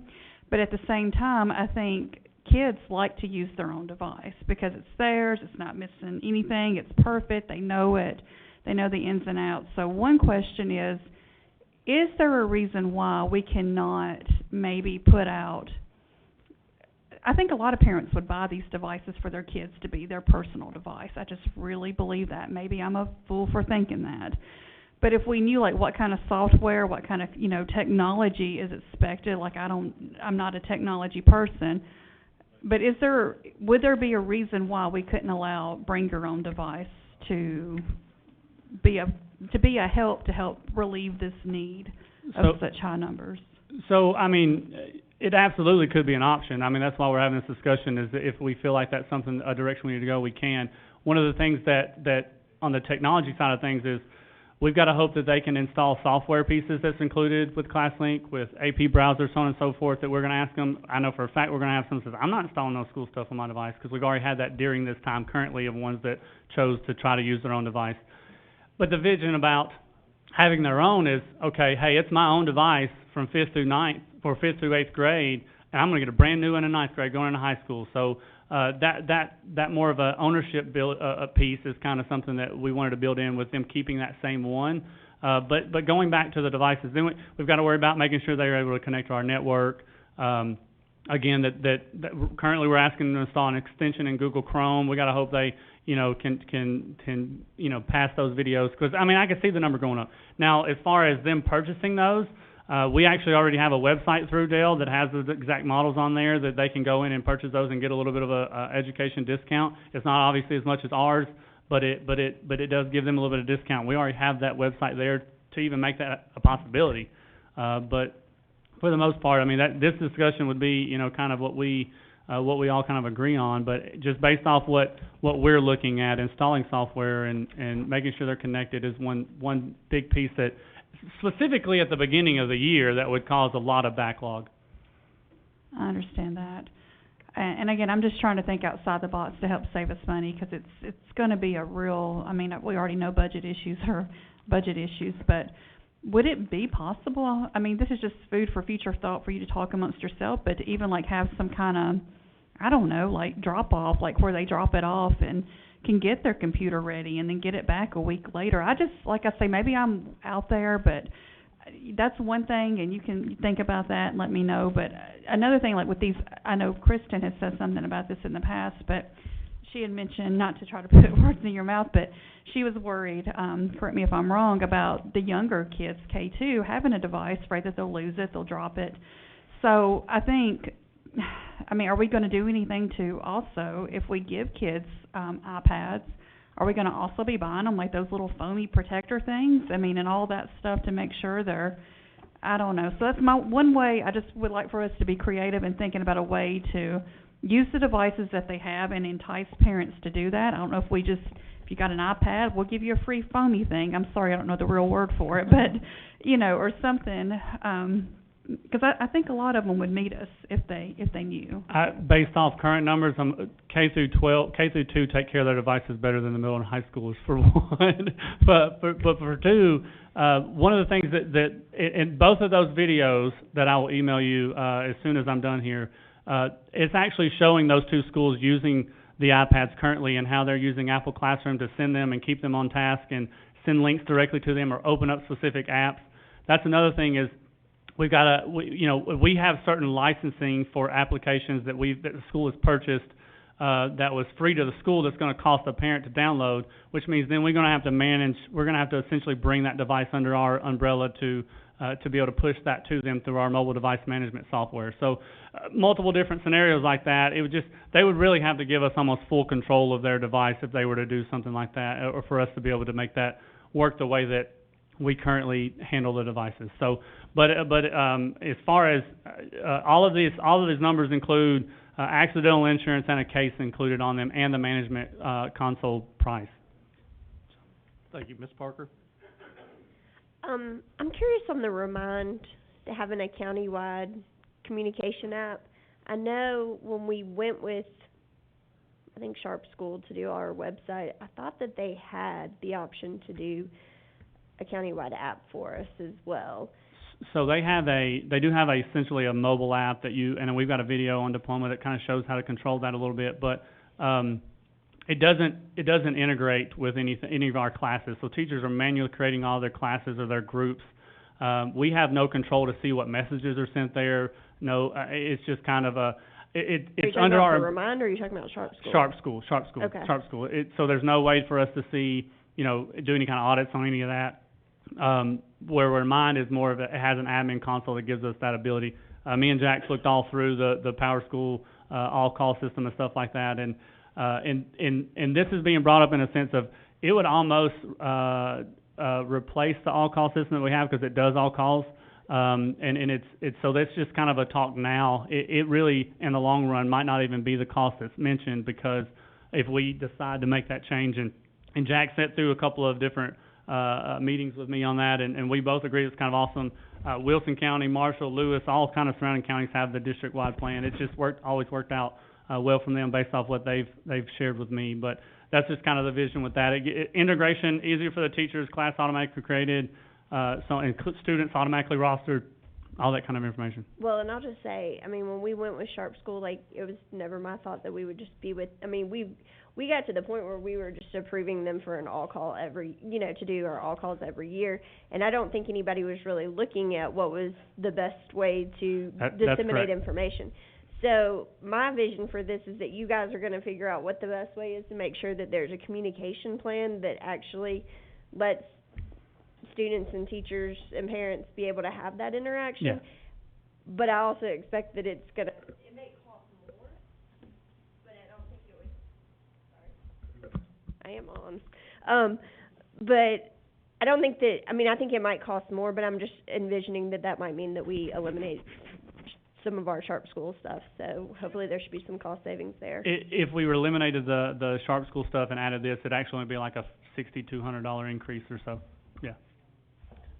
Any other, Mr. Lindsay? So $1.5 million a year, bottom line, roughly. That's correct. And that includes teachers, that includes software, that includes all of those.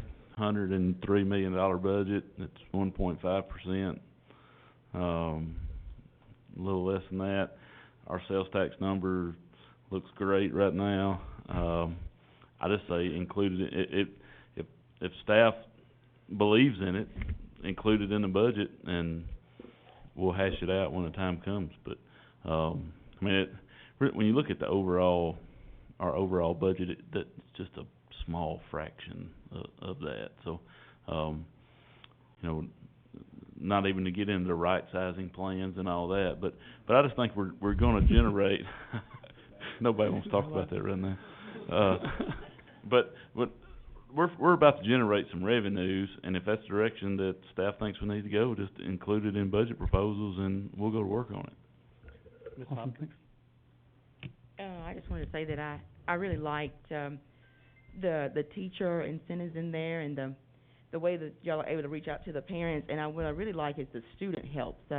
As we, talking about building the AP and that kind of thing, because digital technology is where the world is even headed, and for them to get that experience through their own school, I think it's just a great avenue of them doing. I can respect what Ms. Irvin said as well, but on the flip side of that, I think it's important that I think with iPads being, allotted to the students, it shows them that their school and their leadership believes in them and wants them to have the best and wants them to move forward and have all those tools they need. And it also gives that time of training, like we do when they had textbooks, be responsible for your textbook. It teaches them how to be responsible for what they have and to be, responsible for things. Their own iPads at home, they can download, they can do music, they can dance, take selfies with their friends, be on all that stuff. But their iPads for school, they need to be understood. That is for school. That is for my learning. That's for my education. So they can understand the difference between playtime and I need to buckle down and I got to get ready for school. And that's what the vision of the digital citizenship at the first day is so that they're seeing that and seeing the what ifs on the internet and being taught that to relate back to the home life. Yeah. Thank you very much. I think you've given us quite a bit to think about and to put that, like Mr. Lindsay said, when budget time comes, we will, if it's important, we'll keep on it. Awesome. Thanks. Thank you. Visual and Performing Arts update.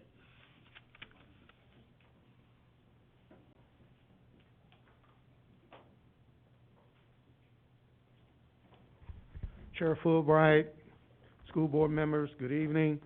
Just wanted to come to you for just a few minutes. There are a couple of documents that were on the agenda tonight.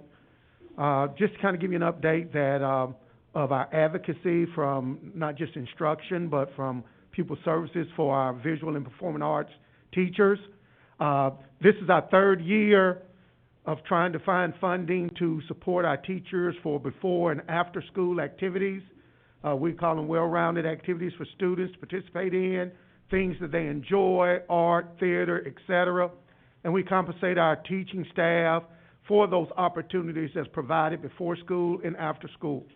This is our third year gaining support from the federal programs team. That's a great partnership as long as the funding is there. We've brought this to the budget table several times. We'll continue again this year to make it part of the general budget. However, we want to make sure that our students have opportunities and our teachers get compensated for all the extra they do. So not only visual and performing arts that we focus on, it's also STEM-related activities and any type of mathematics or clubs or things where kids are able to do the things they love after school hours supported by a professional educator. The list is not exhaustive. It's not totally complete. There's 215 hours from Mount Pleasant Middle School that's not attached. We expect some, and we already know some schools are going to have activities that will start second semester. We ask each teacher to provide us with a plan that they will be interested in, with an approximation of students and time involved, and we review that. And with federal program support, we're able to fund them an opportunity, the teachers, where they get a little extra for all the work they put in anyway. So these are not just new activities, but it has spurred some creative thoughts with some of our teachers. But many of these activities are things that teachers have been doing for years with no compensation for after school, on weekends, etc. So we're just glad we're able to support them and tell them that we care about the extra work they put in and help our students become well-rounded individuals. There's another attachment there, another support item from pupil services under instruction. This will be our third summer partnering with Tennessee Arts Academy. It's located at Belmont University every summer. Our teachers really enjoy going there. So far we have 14 teachers. And once again, through Title II funding from federal programs, we've already paid for the registration, and we have funding available for 20 total. So there's still 6 slots. We are really excited to get our teachers in and approved and early, because many of these programs, many of these opportunities close very early. Art is a real large one. Music, general music is a very large one that fills up really fast. And we are really happy that we can support our teachers, get them registered early, have the funding out of the way, and help them learn a lot to support our students. One last thing. Last summer, because of COVID, it became a digital, a virtual learning experience, and the Tennessee Arts Academy focused on and used that time to help our teachers in visual and performing arts to help them be able to deliver virtual instruction to the students. I have visited many visual and performing arts classes this year, and I really enjoy those that are on remote, how the teachers are doing art with them, etc., how they're doing music with students that are working remotely. And I really like this partnership that we have with the Tennessee Arts Academy, and I really like what they learned last summer to help them prepare to deliver digital information to our students that are working remotely. It's just an FYI, but I still would like to update the list of teachers in schools periodically, because we just want you to know how excited we are to support our teachers, to recognize them, and I just wanted to be seen that they're doing these extra things for our children, from chorus to theater to art, each and every day. We will give this information when the list is complete to Mr. Cobb, so that he can put that information out there, so that parents can see what our teachers are doing and opportunities that are available for our students before and after school. That's it, unless you have any questions for me. I have a question. Yes, ma'am. I went to the Tennessee Arts Academy 5 times. The most wonderful experience ever. And you say we've got money for 20 to go? Well, they're still inviting me. I get an email from them almost weekly, aren't you coming back? So I'm really thrilled that you are sending teachers, because we had to pay our way before. Matter of fact, we also have X number of rooms available with the funding paid for those who don't want to make that transition, but so far no one wants the rooms, but we have done that in the past. So we are advocates, supporters of our visual and performing arts teachers in this county. We meet regularly with our teacher leads for each content area. We discuss, we plan for next school year, events, etc., and then they go and communicate that information back to their content area teachers. So we have a lead teacher for every content, and we meet with them periodically, virtually. I just wanted to make sure you knew we were doing this for our teachers. Thank you very much. Thank This was very informative, and here again, we look forward to talking more about this when budget season gets underway. Mr. Perriman. Good evening. How are you guys? Groovy. So great news right off the start. We met with Chairman Fulbright the other day, and this was the last thing I said to him, but I want to make sure it's the first thing I say to you. This is the first meeting that I've been to in about 5 years in which operation is not asking you for money tonight. So, all these other folks pick the slack up, it does look like, though, as we go through the night. And as they keep talking about, this 1.5 and 1.5, my numbers are adding up. So as we come back over the next few months, particularly next month, we'll probably be hitting you back up. But I did want to get that out there. Just the first couple things, as always, are just some updates for you. I will let you know that we have several projects going on right now at Central, at Whitthorne. We are starting hard and heavy on the Santa Fe project, probably going into next week. Mr. Luke Conan has secured funding for that. I see his hand down there. I'll go ahead and, we actually signed the bond documents today to borrow $3 million for the operations department, to, to put in an HVAC system at Santa Fe Unit School with, the help of Train, and the MOU will be coming to you in January as they're working on calculating those savings. But we got the best interest rate not only Murray County has ever received, but also our bond advisor has ever seen. We are paying 0.38%. We actually beat the state's EESI loan interest percentage. So that's good. We should borrow more. I heard that. Get that on the record, please. But anyways, I just wanted to spread the good news. As soon as we have the cash in, which should be by Friday, Shifra, we'll be able to get started on this project. So. And that, you know, the 1% we did for the lighting project sounded great until he just told us that. But we do have lots that we can come back with. But there's good news, lots of work going on. And one thing, just while I have just a chance, I won't take long to say this, but Mr. Parkhurst is here, Mr. Schuyler's here, Mr. Hall's here tonight. We're missing a couple of my folks, but the bulk of them are here tonight. I just want to take a second to say, as we get to December, we went home in March, and we were here the night that we went home. They've never gone home. And I think that that's important to say that these folks that I tell you all the time we don't want to be seen, and they do a good job of making sure they're not seen, but they've been here every day. And that's not to discount anything that anyone else has done, but I just need you to know that they work hard, and we are trying and being creative. Mr. Ring came in today to my office and told me, every big project you've given me, we have officially finished, give me more. Because those folks don't want to stop. They keep running.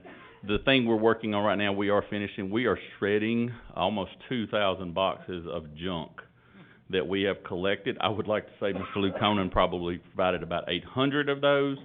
But we are decluttering our schools, and while we are not asking for money, and while we are low on the money, and I keep saying that to you, we are trying to stay busy to do things internally to keep working. So just some things for you there. A couple of things. First, the rezoning communications plan. I know that was asked to be on there tonight. If you want just kind of an update on how we're doing that, or if you have specific questions. We are working right now. We have combined and we have ready all of the student listings for next year that we are getting ready to send to each school. And what that is for the elementary schools. That is our current K through 3 students, who would be our 1-4s next year. Obviously, we don't know who our kindergarten would be yet, and where they would be next year. And it gives them where they are this year, and we're giving that to pupil services. We will give that to instruction, and then we'll go to the schools so that we can start communicating directly with those children who are most impacted by this. The second thing that the bus garage is working through right now, and this has been a little bit longer than I would like, but we're going to get it out relatively quickly. We've been hit pretty hard at the bus garage with some COVID issues. We're down to 2 people in the office out of the 5 right now. So they're trying, but they're working on street listings for each of our new zones that we can combine with the maps. And I think some of you know that sometimes the maps, when you get down to that granular, that level of detail, they're a little hard to see. So we're trying to give specific street listings, and we will post all of those. Our intention is, as we come back in January, that first week to 2 weeks of January, to have everything posted, have everything shared out with all the departments, and then it becomes instruction and pupil services. They will start deciding, you know, teachers and how many teachers we need here and how many classrooms, and things we'll go through on there. So we're working hard to get that out. Honestly, the last few weeks, just with the limited staff we've had, we're trying to make sure we're giving out good information, and not something that somebody comes back later on and says, hey, you missed me. The last part of that is, the first step to that was, I gave you maps that were not conjoined, because they just had to be somewhat an illustration. What we've had to do is go back in and merge all of those maps to make sure that the Woodard zone and the Baker zone actually have the exact same line. Not that they're close or representative, but it's the same line. And so it's taken a little bit of time to do that, but we're ready to get that information out in the next couple of weeks, or the first 2 weeks when we come back. Any questions about anything on that? I guess my only question is gonna be how is that information getting out? We will post it, and we'll work with Mr. Cobb on a way that we can let parents know where they can go to find that. Okay. And then we will also send it out to the schools, and it will be available at each school, to share out with their individual group of students and to Okay. students who are coming Thank you. in. Mr. Lindsey? Is there, besides maps, will there be a way that if a parent has a question that they live at this address, can they enter that address somewhere? Is there some number they could call to? What we'll do probably is provide a number and an email address that'll be a direct one, you know, like, zoning at Murray K-12 or something like that, where it goes to a specific place.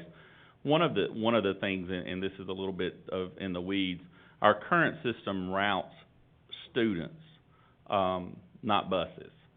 And what I mean is, in some of the other routing systems you have, it just sends the bus down the road. Our system specifically works with students who are bus riders. Now, it notes every student in the system, but it works specifically with those who we've deemed a bus rider. Because of that, sometimes you go in and put your address in, it will tell you, sometimes it won't, because if your child doesn't ride the bus, system doesn't recognize it as a rider. So we're gonna work through that. We will provide a place that you can contact both by phone and by email, and we will be very diligent on getting answers back to that. But, unfortunately, the way the system works, typing it in, you may get an answer, you may not. The other problem with that is we can't go live with next year's zones until the end of school, because that would obviously mess up this year's zones. Thank you. Mr. Moore? Just one thing, and this goes back to what some of the public comment was as we were going through this process. To make sure, you know, for the parents that aren't on social media, I know that's been a discussion we've had, that maybe we work with some of the community partners that may have some ends with some of these parents. They're just not on Facebook, they're not on Twitter, so we may make sure we're doing some, I don't know if it's leaflets at churches or whatever needs to be done, but some low-tech pieces to make sure we're hitting the people that just aren't gonna be checking. Boys and Girls Club, other organizations like that work a lot with kids, library, places like that we can do. Thank you. Ms. Irvin? So, in conjunction with Mr. Moore, and maybe I'm making this too complicated, but the individual child that's gonna be impacted, are we sending them an individual letter? Because I think that should happen. Maybe that's not possible, but I mean, if my kid's getting moved to a different school, I think I'd like more than just hey, go look at this website and see. I think that should be, I mean, that's a very personal thing in my opinion. So I'd like to, one, know your opinion on that, and then I have a second question. Emotionally, that sounds great. With the workforce that we have right now, it's a pretty daunting task when you combine it with the other things that we are asking folks to do. That would be honestly something that we can push through, and I would have to work with Mr. Lang in Pupil Services on the best way to do that, because that requires going into everyone's individual address and saying, okay, not only is this where you live, is this a permanent address? We have lots of kids who share residences, and they go to a school that maybe they, you know, their primary's with the mom or the dad, the other one lives somewhere else. We have to see those things, and then we would also have to go in and just verify out-of-zone kids, because out-of-zone students have to understand, you know, this is something that, this is your zoned school. This process still comes up in April as we move forward. But we can work with his department to do that, and try to do the best job we can to push out to individuals where we are. And you kind of touched on the second part of my question, which fully support what happened with letting people go out of zone, but I really feel like that's going to impact a wealth of kids. Are we, I mean, because here's my thought on it, and maybe I'm wrong, but I really believe the mentality for the last few years has been, oh, I'm at that school, I'm at that school. I mean, even so much that me personally, I've always, too personal, I know, but I have purposefully lived in Santa Fe because that's where I want my kids to go. 2 years back, we thought about selling and moving to Columbia. So I'm like, oh, I can just take my kids to Santa Fe. It's no big deal. They let everybody go for forever. That was my mentality, and I think a lot of people have that mentality. And I think some people are going to be like, for lack of a better term, like just really stunned if they haven't been watching these meetings when they find out their kid can no longer go to the school of their choice. So I don't know, I mean, or our principals, I just don't want people, I really, maybe I'm over anticipating it. I just think there's gonna be a big upset by the people that this is impacted by both of those decisions. So just wanna give you some foresight, or you know, whatever, just wanted to let you know my Right. thoughts on that, Right. so. Okay. Thank you very much.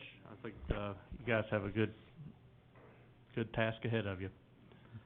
5-year plan. So the 5-year plan, and I wanna mention to you just one thing that ties to this but isn't specific to this. As we come into January and to February and March, as we visit the timeline that we set for McDowell, we will start bringing to you discussion on that property and what to do on that property or what to do with that property. I will tell you, and we've not had any formal talks with anyone, but we are starting to receive calls from some folks who have feelers for the property and things like that. So just so you know, as we talk about what we're doing over the next 5 years, we will start to bring those conversations to you however you want them. If you want them in the open forum, if you want them in a memo, however, we'll bring that to you. But that's just for there. As far as the 5-year plan, really what we brought to you tonight was basically the same thing that I gave to Mr. Hickman back in August when he first met with you, I believe, on a Saturday. We've updated it a little bit, and there are some decisions that would have to be made. Our needs, for the most part, stay the same based on what we needed then. We've made decisions on how we're going to move forward.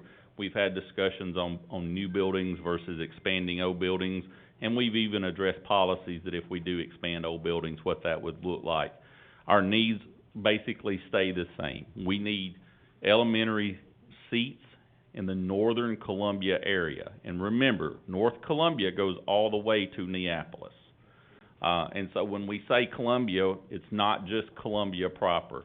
We are looking at, and I talked to the City of Columbia Planning Commission week before last, possibly the approval of 1,000 new dwellings on the first mile of Greens Mill. Nashville Highway in the first mile of Greens Mill. 1,000 new dwellings over the next 5 years. That's something that came kind of out of the blue. We already know of the other dwellings that we're talking about while we've set a North Columbia Elementary. We think that probably moves this pretty urgently up the list. The second thing that does is, even with us addressing Spring Hill High School last month, 1,000 new dwellings pretty much puts Spring Hill High School right back in the crosshairs for where we are. So high school seats in the northern part of the county, elementary seats in North Columbia. Remember also, as I talked to you in the past, every house that's built on Port Royal affects North Columbia. But because as we start to fill Marvin Wright and we shift back to Spring Hill Elementary, the Spring Hill Elementary zone comes all the way right now currently to Columbia Rock Road, which is just north of the Speedway as we head out of Columbia going north. So those are the top two things. Number 3, Santa Fe Unit School. In the 23 years I've been in Maury County, this has been a discussion every year. They are in desperate need of an auxiliary gym. I know that gets pushed aside. I would not be doing my job if I didn't let you know that is a need. It is one that they've had. If you've had any association with Santa Fe School and they run middle school and high school athletics, sometimes they stagger practices in the fall when volleyball and basketball are going on from 3 o'clock to 10 o'clock. And you have kids go home and come back at 8 o'clock for practice. So they really do what they can with what they got, but we do see that as a significant need. The stadium at Spring Hill High School has to have attention. We still have a lawsuit that's open over that stadium, and we have to address it at some point. It is not up to code, and it does give us issues. We do see, as we move over the next 5 years, the last two things. One, Culleoka. We are nearing the capacity of that building. It has somewhat been smooth sailing, kind of stagnant, kind of like we talked about Spring Hill High School over the last 2 to 3 years, but it could change rapidly. And with the Highway 50 exit onto I-65, and with the 373 exit, which is in Marshall County, but it's only about two and a half miles into Marshall County, We really see that area, that corridor out there as being a really growth area that could expand pretty rapidly on us. And the last thing is, as a new elementary school, and I'm gonna amend that, and I should have on here, a new elementary school or some sort of expansion to the existing Columbia elementary schools. And that would address specifically 5th grade, if we look to move them back to the elementary schools and free up those seats. It could, depending on the scope of that, and how, if you chose to expand schools, which ones and how many seats and things, we could also look at maybe combining or moving forth with different schools. And I'm not putting anything on your plate or saying we're gonna do that, but it does give us some options. But we do see in North Columbia, it has to be a new building at some point. We can't do that by expanding. Randolph Howell is already our largest school, and there's just no way to expand it further. The same thing with Battle Creek or Spring Hill Elementary. We just don't have the space to keep making them bigger. We could at Battle Creek, but we just built it, right? That we have to make some sort of decision on Spring Hill High School. We have really out-of-the-box thinking on Spring Hill High School that I would prefer to say to you maybe in a Saturday session rather than tonight. Mr. Lindsay and I have had some really, and Mr. Hall, we've had some really out-of-the-box talking. But we see these as the needs and things. We know that Santa Fe and Spring Hill, they're immediate needs, but they're just existing needs. They're going to be a need next year. They're going to be a need in 5 years if we don't do them. They've been a need for years. 1 and 2 are, as we move forward, you know, it would be 24 to 36 months before we would have those projects completed. As we see growth going up the Nashville Highway corridor, if we see more growth right there at the beginning of Greens Mill, we know that Countryside Village on Industrial Park is going to 600 units. We see Taylor's Landing behind the Northside Kroger. We have Polk Place. Polk Place will eventually move. A second part of that will be across the other side of the bypass. We have a new neighborhood out Theta Pike. And I don't know if you've noticed, but Columbia Rock Road is moving on the north side to come directly out in front of Baker Road. And so we're seeing great changes in how we move about that north side. So we know that that high school, we know that an elementary school right there are the two pressing things. If we were looking to move 5th grade in the next 3 years, number 6 on that list would be something that we need to address. So these are our needs. And what we would look for from you really is the plan that would be, do we look to expand our existing elementary schools? Do we look to expand Spring Hill High School? Is 1,000 new dwellings on that north side enough to say we've got to do something beyond expansion? So those are the things that we bring to you. This is our starting point tonight. These are our needs, and really we need some direction on expansion, new, kind of from there. Ms. Irvin? So I'm still learning this game, but what's hard for me is I want to say, let's do them all. Interest rates 0.3, whatever. But this is what I'd like to know. I mean, I need to know what I'm working with. I mean, if we can borrow, tell me what we can borrow, and let's put price tags on it, and let's make it happen. That's what I don't understand. Well, Doug's saying that we have zero borrowing ability. Come on, Doug. Interest rates are better than they've ever been. You're looking easily at $200 million as a low number. No, right and there. I know we can't do them all. And that's a super conservative, as Doug would say, low number. Probably more like 250 to push 275 by the time you get everything in there. So that is where we are. And if we had if we had talked and we had a borrowing capacity, we could come back and say this is what we recommend. But basically he's telling us we just need to go tell the commission what you want to do, because we don't need to try to fit it to what they can do, because at this point they're going to tell us they can't do anything, and that's why we bring this to you the way we did. So I'll say this, and this is personal again, but I mean, I've got family that coaches. I mean, I've got kids. That gym at Santa Fe, I don't know how much it costs. I don't know if I need to go to the county commission personally and get on my knees and beg, I mean, or whatever, but I want to do what's right for all of these students. Baseball, they're out practicing in January in 20 degrees weather because there is no gym available, because at that time basketball takes precedence. I don't think they understand how deeply this impacts kids. And I'm not saying that they don't understand, but I think they need someone to help them see the picture. Because if it's just like, oh, you know, a second gym, but it really does. It impacts these kids significantly.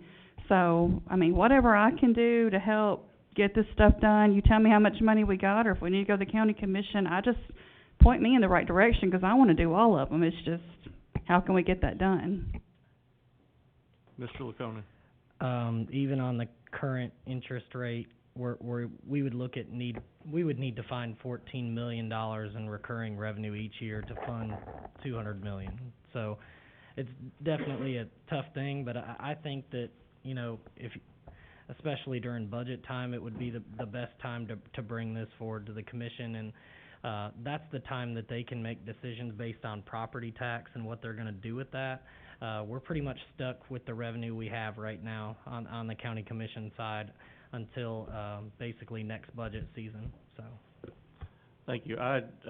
One thing, and this will probably come as a result of a Saturday meeting sometime in January, but a prioritized list of what you've got right here with some very preliminary figures. One thing from the county commission perspective was always being hit on a Monday night with, we need this and we need it within the next 2 months. Whereas if we can go in and say, hey, this is what we're looking at within the next year, let's all start, we can get ideas. But when we walk in and say, give us this or else the schools are gonna fail and children won't learn, we butt our heads against the wall a lot of times. So I do wanna see us continue with this. This is great. I mean, this is a great start, and what you said really gives us good direction. I just wanna see us continuing that and to communicate it earlier rather than later. Mr. Moore. Okay, a couple things too. I just wanna make sure we remember that our job on the school board is the needs part. Like, so I don't worry too much about what the county commission can or can't fund, because that's not I didn't agree to that, right? I mean, I'm on this board, we decide the needs. So I would hope we would focus more, not that I wanna be, just ignore what the county can do, but I do wanna focus on our job is decide what the school district needs and figure out, and then ask for that from our funding body. So what I see is, and I appreciate this is a nice kind of short list to be able to understand, that we would clearly put together kind of a 5-year plan on what this looks like over that period of time, what some costs are. But right on the front end, I see, you know, pretty much 2 big decisions that need to be made before you can even put that together. One is the Spring Hill High School versus Battle Creek, kind of what we want to do there. So I would think if we are going to have some kind of work session in January, we probably need to settle that and have some information to help us better understand which one of those looks like the best choice based on needs. I know I have my opinions on that, but really we probably should need to settle that as a board, which direction we want to go. And the other would be the 5th grade issue. We've had some discussion, we've gone back and forth. We probably need to settle that and decide. I know it seems like the majority of the board feels like that's something we want to do, but I've also looked at this and it seems like that's a difficult and possibly a more expensive option for us to go with, and we just may have to weigh that out and decide if that's something reasonably, if we can do it. Unfortunately, it may be something that, although we would like to do, it won't fit.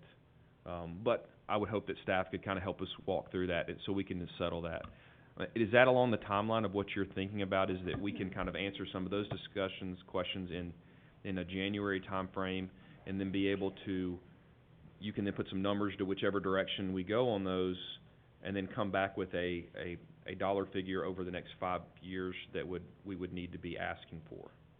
We've spent time, Mr. Hall and I have spent a good bit of time with Mr. Spencer and Mr. Hewlett, and we've talked about some options here. I will tell you, if we're gonna look at moving 5th grade, what we would recommend is that we expand the current campuses that we have. Just simply because we already own the property, we know where everything is, we think we can do the utility work pretty simply. And Mr. Hewlett actually has had experience and talked to us at length and been in another district where they expanded about 11 elementary schools at one time due to the same thing. We can either build a new one or we can expand. Expansion helps with your zoning. You don't have to maybe go through the whole thing again. You just move your 5th grade and kind of go through those things. So we would bring that probably, if you ask me, just as our option. What do we do with what do we do with Brown? What do we do with Baker? What do we do with Woodard? What do we do with these schools? Are there options to go from there? I would remind you, we've talked at times about schools that are probably tapped out. There's not a lot of room, and we would maybe address that with you at that time. As far as the north side problem, an elementary school, we kind of know, and we've just done some looking on where we think one could go and where would fit, but that's not, we would have to secure land. We would have to, there's a lot of work that would go there. You know, we have to do all kind of site work and find out what would happen and where we could go. Is it zoned? Would the city be willing to do it? If it's in the county, what do we do from there? I really think the hardest decision may be the high school decision. I mean, we're gonna have to build an elementary school on the north side. There's no, I mean, it's just gonna have to happen. What it looks like and where it is, that's the easy part. We can come in with that. The high school decision has to be one that we make. And it has to be, I will just say, and I've mentioned this, I'm fearful of and you'll kind of know, maybe not necessarily where I am, but I'm fearful of running into a situation where we did what we did at Marvin Wright, where we expand a building, and before we're even moved into it, we're already building another building. And I'm very fearful in a high school situation that we may put ourselves into that. And I'm fearful of what kind of credibility that maybe gives us with the commission as we go and we say, we need you to do this to this building and we can stay. Hey, we're back, we gotta have another one. So those types of things are things that we've thought through. That's obviously your decision, but it's kind of shaped maybe what we're looking at and how we think things could flow. But I do think that north side is our ultimate. I have to advocate for Santa Fe. I have to advocate for Spring Hill High School.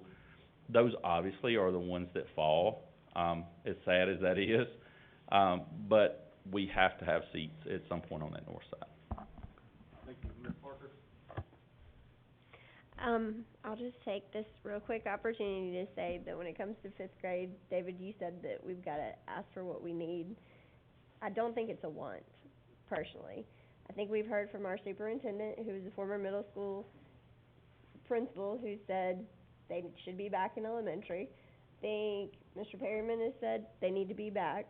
You talk to parents, they said they need to be back. You talk to other principals, teachers, they said they need to be back. So let's stop looking at the numbers and look at what maybe the other costs are for what we've done for the last several years, in my opinion, and having kids in a place where they're just kind of in limbo.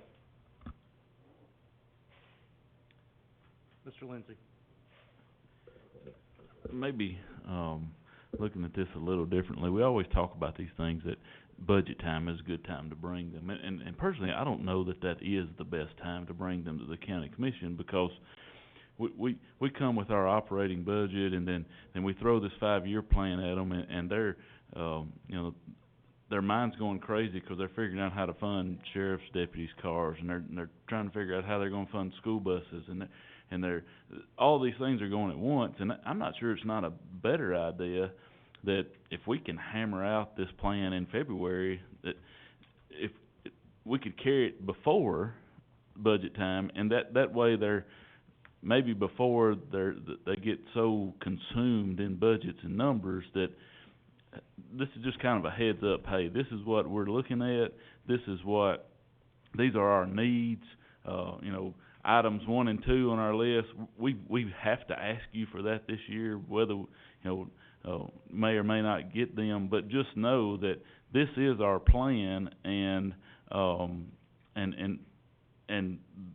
as we go into budget season, keep this in the back of your mind, because this is coming. And Mr. Lucona, you can comment on that if you want to, if you think there's any validity in that or not. But Well, I'm gonna jump in here too, because that was exactly what I was mentioning.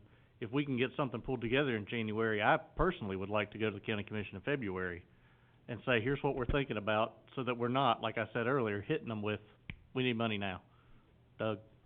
I completely agree with that. I don't have anything against notifying them tonight that we're working on something, but I just know that once a year they get a decision to make on what the property tax is gonna be, and so if they truly want to fund the project, they wouldn't be able to borrow the money without any corresponding revenue, so they wouldn't be able to take action and implement what you all would want until they had that ability. But something that we do every year, and it's gotten better every year, is that we do build a capital plan of years 1 through 5, the 10th year and the 15th year. We submitted that. You know, honestly, Eric and I maybe if we'd have had that few months heads up, we'd have gotten the HVAC units a little sooner. Who knows? But basically on those plans, we take that first year, everything that's a top need, we put it in that 189 budget, and things that are larger that need to be borrowed for, we explain that to them. And but no, I don't think there's anything wrong. Something I do want to make sure that we do, something that I did last year, and Mr. Moore can attest to it, is we sent everything to them, and then we came back and we also narrowed down our list and sent it to them. Well, this year, you know, once this plan is organized and you all as a board know exactly what you want to ask for, then we will submit that report to the commission so that they can be notified and make a decision upon funding. And I think the other thing to consider, in terms of not presenting all this at one shot, is that our operating budget very well could be higher than what we have been, if we have a more real budget. So I think that's just a little bit of a caveat to that. Just a couple of things I think I'm required to say to you, I have to say to you. We still need $3.5 to $4 million a year just to fix what breaks and to not fall back into the cycle of where we were. And we've talked to them in the 3 meetings that we were there and had really good discussion on that. And I would be remiss to not advocate that, yes, it looks like we gotta do this, but we can't fall back into the fix on failure cycle that we were in before. So that's the first thing. The second thing, and I'm gonna mention this just in passing because I don't want anyone at any point to say we haven't mentioned it. We mentioned it to the commission 4 years ago. 2023 is a 20-plus bus replacement year. We asked this year for 12 because we were trying to buy ahead like they asked us to. They gave us 6. We are 22 to 23 buses in 2023. That's $2.2 to $2.4 million of capital that year. So I just have to say, we took this to them 4 years ago. You remember we did the emergency purchase and all that. We talked to them about it then. But we have that bubble year coming, in just which we have to know it's out there at some point. Thank you, Mr. Moore, and then we're gonna continue on. I just say, Ms. Parker, I appreciate you bringing that up, because you're right. I mean, I didn't mean to, if it came across that I was doing that. I do think it's important that we have those discussions, that we fully understand the scope, and that we as a board then, once we know, if we determine as a board this is a need, we know the scope of it, and then we can then communicate that to them, you know, this is why we think it's necessary. And that goes for not just that issue. I do want to say I appreciate you guys bringing us, it looks like you put a lot of work into this.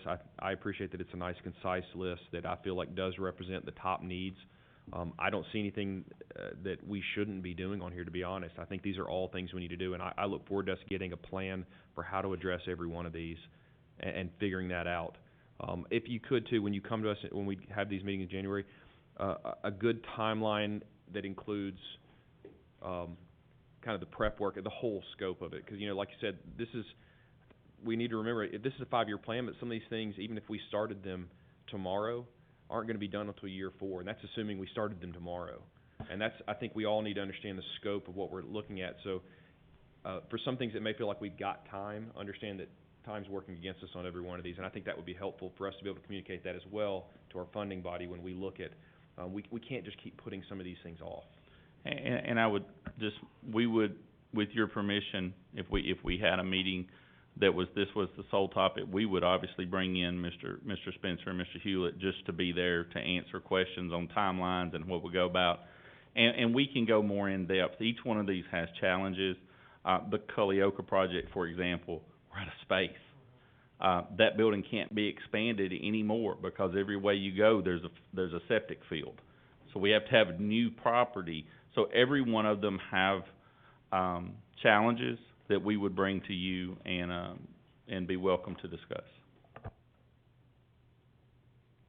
Thank you very much.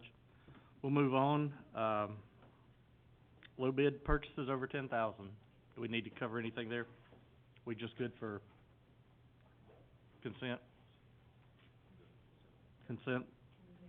All three of these? Okay.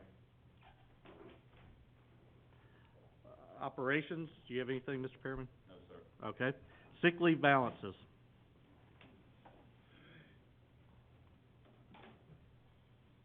Who wants to tackle that one? I will, Mr. Fulbright. All right, thank Good you. evening, Board. I wanted to briefly discuss with you where we are on sick leave balances, and have two pieces of good news, one piece of bad news, but we have a plan to address the bad news.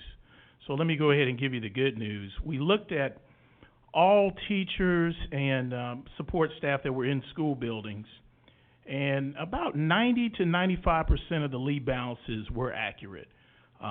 We can say that 90 to 95% were accurate. The second piece of good news is we have the ability, if somebody's leave is not accurate, to immediately correct it. They would just need to contact central office with whatever the issue is, and they can correct it.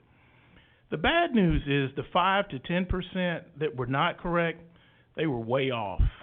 And we don't know why they were way off. We're baffled in HR as to why they were way off. I'll give you an example. I had an employee that emailed me today because he looked in our system of record, SmartFind, and he saw that he had 24 sick leave days, and he's a long-term employee. He said, there's no way that's possible. I should have at least 200. And so we researched it, and for what we could see internally, well, what we were looking at, he had 206.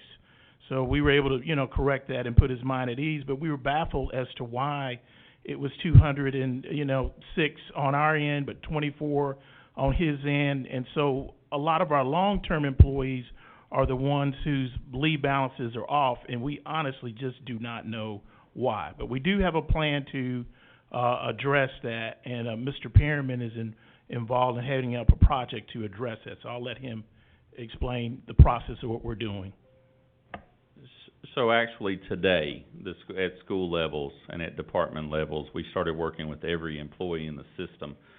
What we did was send to department heads and to principals a spreadsheet of their staff and all of the days that they've accrued, their personal days, their vacation days, and their sick leave days, with instructions on how to calculate these and how these were calculated. Each staff member is coming in, meeting with the principal. If they agree that their days are correct, they are signing on the spreadsheet that they agree that those days are correct. We have converted the time to days, not hours, because that was one of the biggest issues we had, was in SmartFind, it was in hours. And the system is a minute-by-minute system. So if you entered your half day and you didn't enter the correct times for your half day, suddenly you could end up with 12 days and 13 minutes of time. So we've run into, and what we've done is convert everything to days. They are signing off on that. If they disagree with the days that they have, there is a request to audit form that they are filling out. They mark no on the spreadsheet. They still sign the spreadsheet that the principal reviewed this with them, but they are filling out a request to audit form in which they explain to us what they feel is the problem with their days. And then the principal, by 4 o'clock on Thursday, is returning, or the department chair, is returning all of that to my office. And so by Friday, we will start looking at how many of our, this does not affect all 1,800 employees, it's about 1,500, because food services uses a true time that's in Skyward, theirs is correct, and bus drivers are paid out in sick days at the end of every year. So sick and vacation time. So they carry nothing over. So we have about 300 that we know we don't have to deal with. So about 1,500 we will know on Friday who has requested an audit and says that their time isn't right. Now, we did note to them on the request to audit form that a request to audit your days could result in an additional days being given to you or days being taken away. So we will look through, we will examine their true time, and we will go back to them, but we will communicate with that employee directly. We will communicate with either their department lead or their principal directly And our goal is to, by mid-January, have everyone signed off that they agree that their time. From this point on, we are not going to use the minute system in SmartFind. We are going to convert back to, for the short term, kind of a paper system to where we know what your day was, you agreed, and we keep manual transactions of what you have. At some point, we're looking down the way, and Doug's is gonna implement his Chronos system. We will give him accurate data based on days that has been agreed upon by the employee and the system to enter into Chronos, and then they will have that data available in days, not minutes, readily to them at any time that they look at it.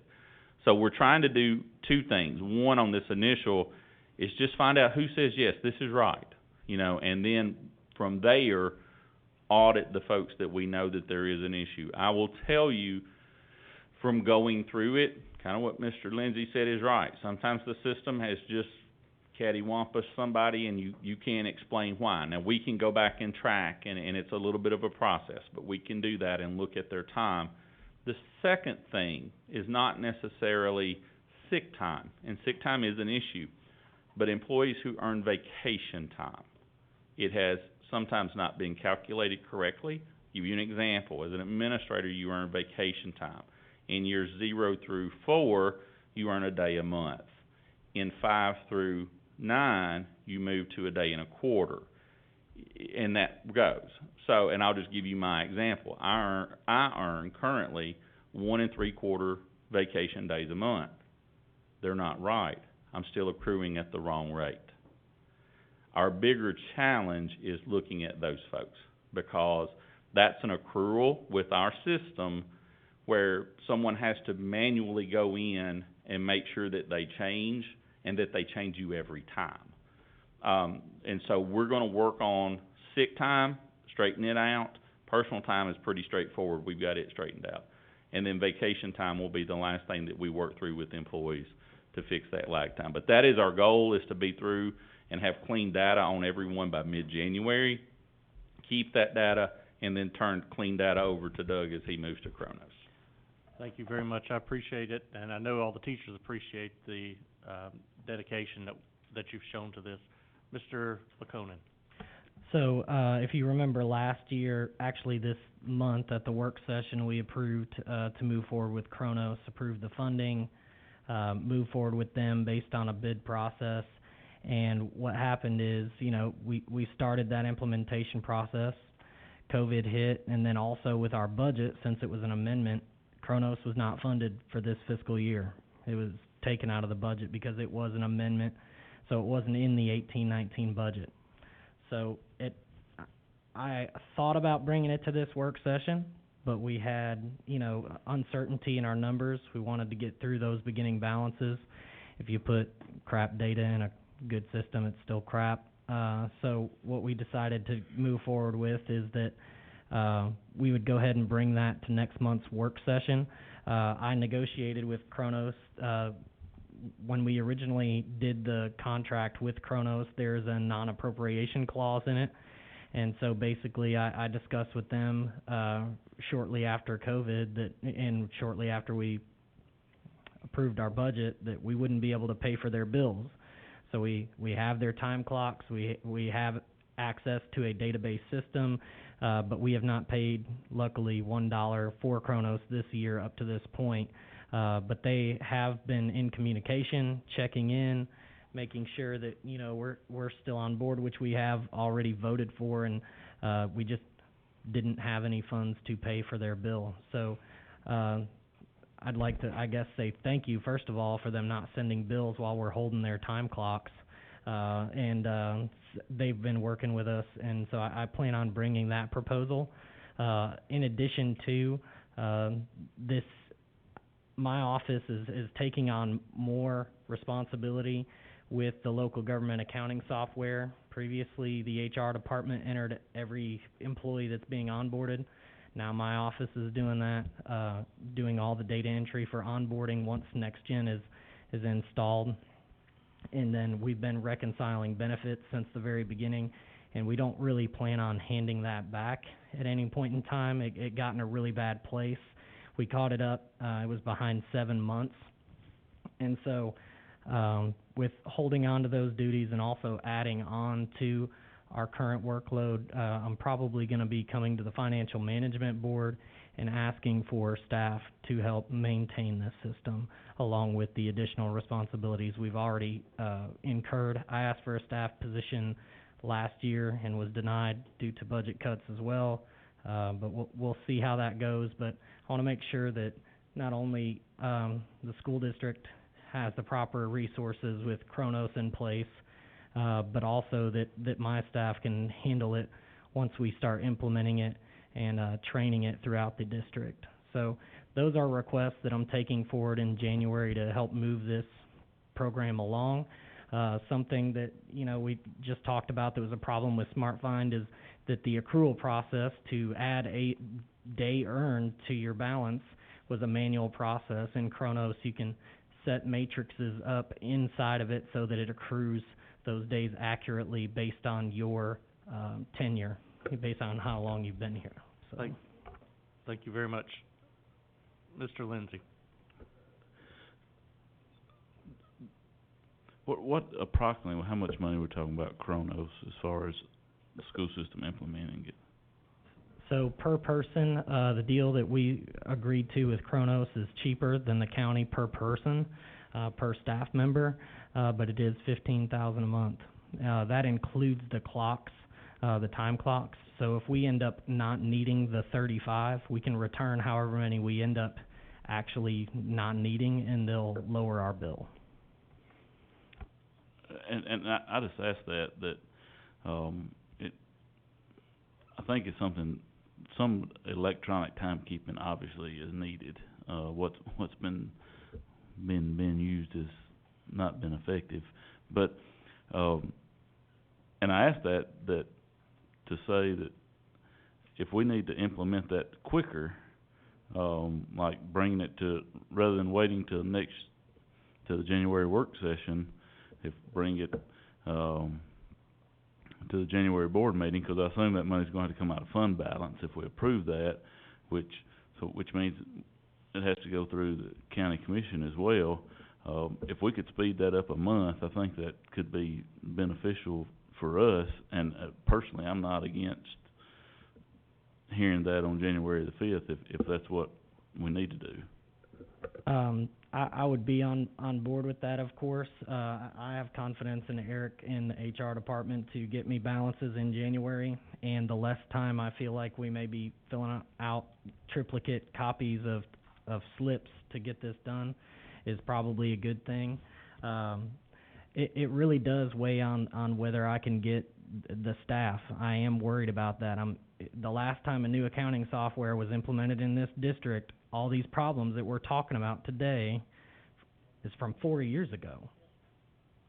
So I want to make sure that my office does that one right. But at the same time, an implementation can be started, and a core piece of information that we were not able to have when we first started implementing it was good starting balances, and we finally gotten to that point, and we didn't pay for the time that we were waiting to get that. So we're in a good spot. We would need $90,000 basically to get us covered for we would actually probably, that would be a little bit more than we would need because we wouldn't be able to actually pass everything until part of the way through January, so they won't charge us that whole month. Okay, Mr. Perriman, did you have I would just second that, and I would say to you, we just ordered 10,000 triplicate copies of sub-forms that everybody's gonna start filling out in January, and they don't know that yet, but they're about to start filling them back out. Mr. Lindsay's staff has been working on this for about 7-8 months. My staff became involved, and pretty much between my staff and the HR department, they're probably plotting against me right now if I tell them we're gonna do more of this by hand. But we've committed to getting good data. It's just hinging upon on having a system that can keep it. Well, then can you bring us something back then for the January board meeting? We'll discuss it more then. 100%, yes. Thank you. Number 4 is mission, vision, goals review. Is that anything different than what we have already discussed with the 5-year planning goals? Just basically what that is my leadership and my philosophy is you need to revisit that every year. It's not I'm advocating and changing the mission or vision. It's just I need to reconnect to make sure that we are still, if that is the mission and vision that we so are saying that's what our county has adopted, are we doing it, making sure we're staying in those parameters? If not, is it something that we need to change? So I just wanted to be clear on that. It's not that I'm advocating changing it at all. Okay, is there any discussion that we need to have on this? This, is it mainly just informational? It is, and I will be speaking to each, board member individually about this anyway. Okay.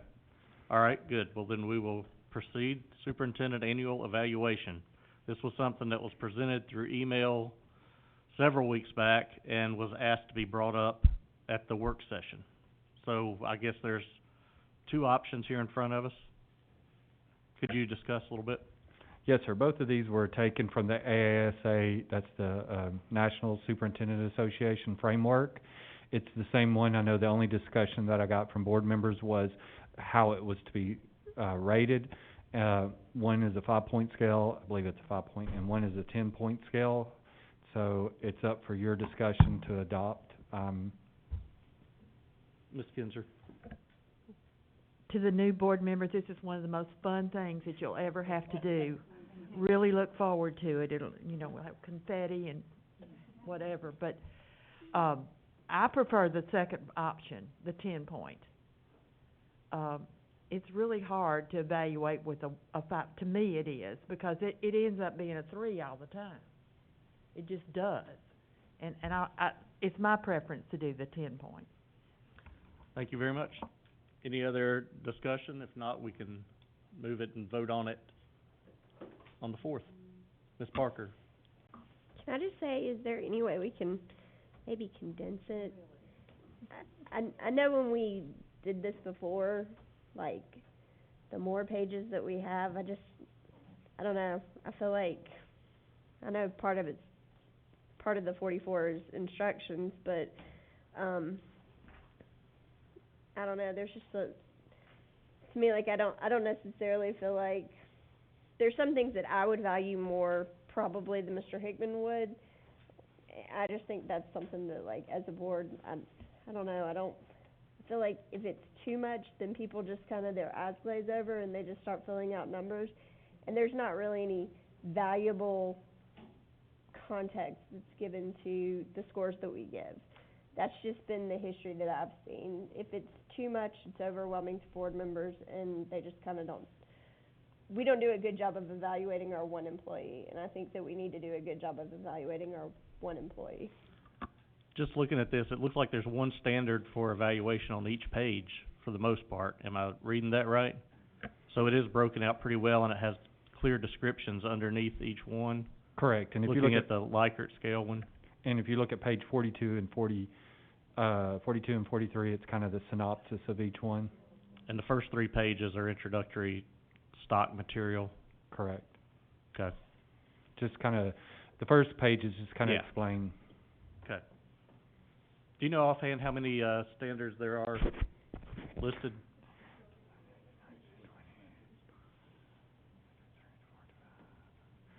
I believe it's 31. Okay. Okay. Thank you very much. All right, so we'll take that up at the board meeting in January. Board contact web form. Mr. Moore. I'll make this quick. This is kind of an IT question. There had been some discussion about ways for the public to be able to contact the board all at once. I know it's sometimes difficult. What my suggestion was, or my request was, to see if it would be possible to have a web form on the district website, I guess on the where the board contacts are, to alleviate 2 things. One, someone having to approve or deny emails coming in, and 2, to keep it from being any kind of virus or any attachments, and it could be easy to tell what emails are coming in, and it gives the public an opportunity to contact all 11 of us at once without having to individually go through each page, pull our email addresses, type them together, and create that. Is that something that could be done relatively easily? Yes, and we also have Let's Talk active now, and that's gonna enable us to be able to have emails sent directly to you guys through Let's Talk also. Okay. I mean, if that's something you could do, I think, I don't know, other board members, I think it seems like an easy way. Again, I do like the ability for the public to contact us all at once. I just don't wanna get a bunch of viruses, and I don't wanna get pre-formatted spam mail from everybody who would start sending us those if they just put links to our email addresses. One of the advantages of, Let's Talk is to actually remove our emails off the website, so we don't have them publicly, so spammers can pick them up. So, just by having it there, they can find it and then they can spam you. Alright.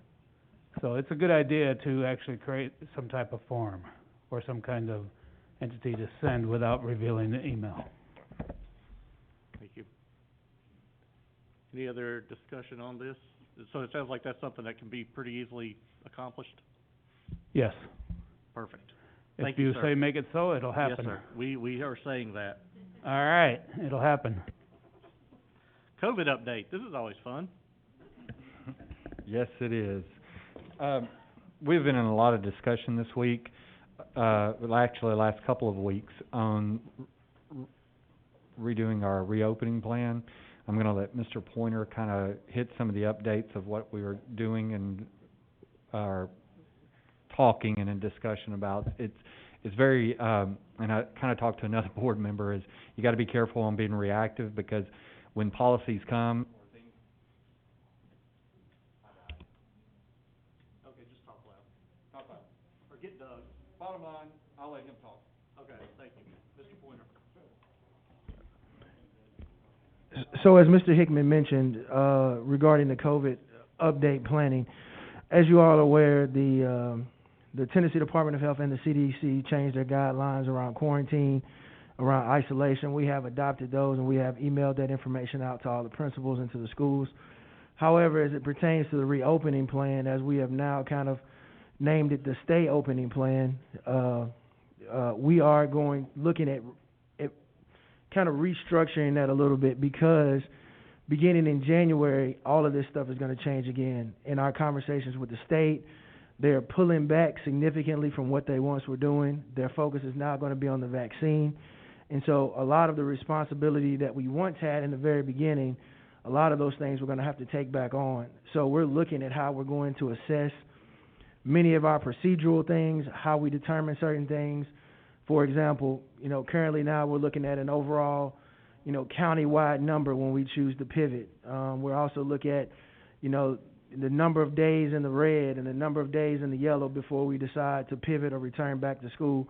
But we're also looking at numbers that are going to fit better for Maury County Public Schools that are in more real time.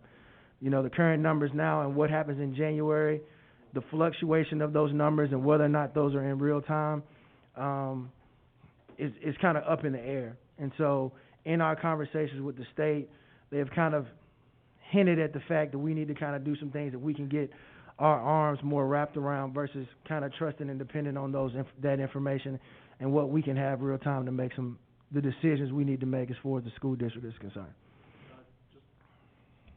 Question I have is the number for closing. You said that that's going to be going back to for a percentage within our school district as opposed to the county? We had talked about the percentage for the school district. Mr. Hickman still is wanting us as a COVID team to evaluate that number in totality before firmly coming up with a number, and he may want to speak to. I do. Well, and there's a reason I'm asking, because I'm sitting here looking at the number. We're at 952 today. Right. Yeah, we're knocking on that door. And yeah. One of the things is, we looked at it, and if we do a certain, like, hey, 1% for each school, well, 4 kids or 4 people at some of our schools that's pivoting them, and they're looking at us, what are you doing to us? So we have to be careful, and we got in a deeper discussion, and we had spoke to you about it, and then we got into that stuff, and it was like, oh gosh, we can't just look at that. One of the things we're gonna be looking at is probably going back to what we had talked to you guys before, is we're gonna look at, because last time when we closed at that 965 number, what happened was the very next day it dropped down to 800. And we wanna be careful about, hey, are we being reactive? So we also are looking at maybe, and I've kind of spoken to you guys before, is waiting 2 or 3 days possibly in that area, then pivoting, and then waiting till we have 3 days of not being in that number to say we're coming back. Well, So, as far as the number triggering it, I've heard several places doing a 3-day average. And then once that average remains above a certain Right. level, then it goes to what you just described. Absolutely, and that's what the things we're looking at, because the numbers have been fluctuating so much, and we used to keep a good count on, we knew what tomorrow's number was gonna be, but now it is, I don't know how they're doing it. Okay, Mr. Moore? So, I guess my opinion on this would, I would like for us to move away from using external numbers entirely. I would prefer, and it sounds like that's kind of the direction you guys are going, and the main reason is this game of waiting to see what comes out every day, it's like playing the lottery. And it makes no sense to me, especially when we really should be looking at the impact on individual schools and the district itself. So I would hope that you guys, I mean, if it were up to me, I would ditch the county number entirely, get away from that, come up with our own metrics for what we feel like the impact and the safety of our students and our staff is, and let's just work off of that. And that's gonna be on a school-by-school basis and based on the needs of our schools. Because I'm watching the public respond to this thing again, it was good information when we started posting this infographic. But I think it's run its course, and I think it's now, people are waiting till the afternoon for that number to drop, and they're getting anxiety built up over something that may or may not have any impact on what's really going on in our schools.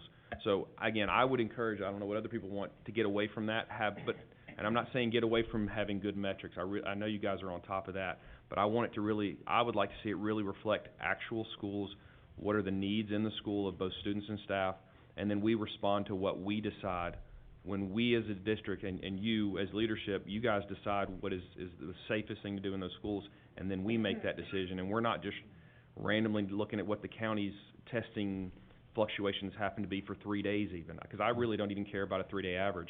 It's just numbers that aren't necessarily relevant to what's going on in the schools.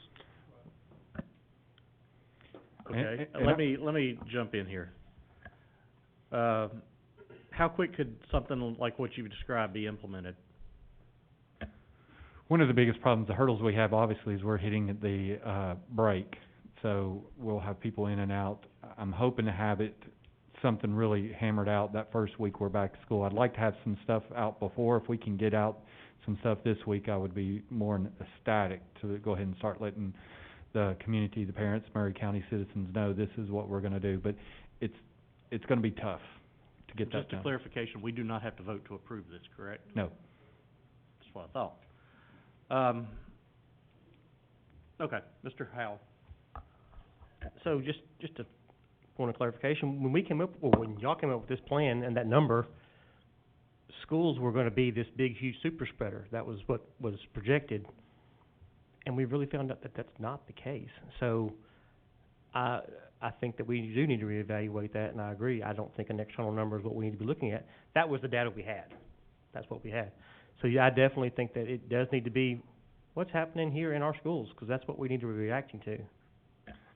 And I'll also say another thing that we want to take in consideration is we know in the end of January we're having a president change, and we hate to put something out there, then they come in and boot everything and have forced things for us to do. So I'm a little hesitant to put something out there, then it gets changed again by the federal government. But we are going to go through with it. But I just want to let you know that that's a possibility if something can happen.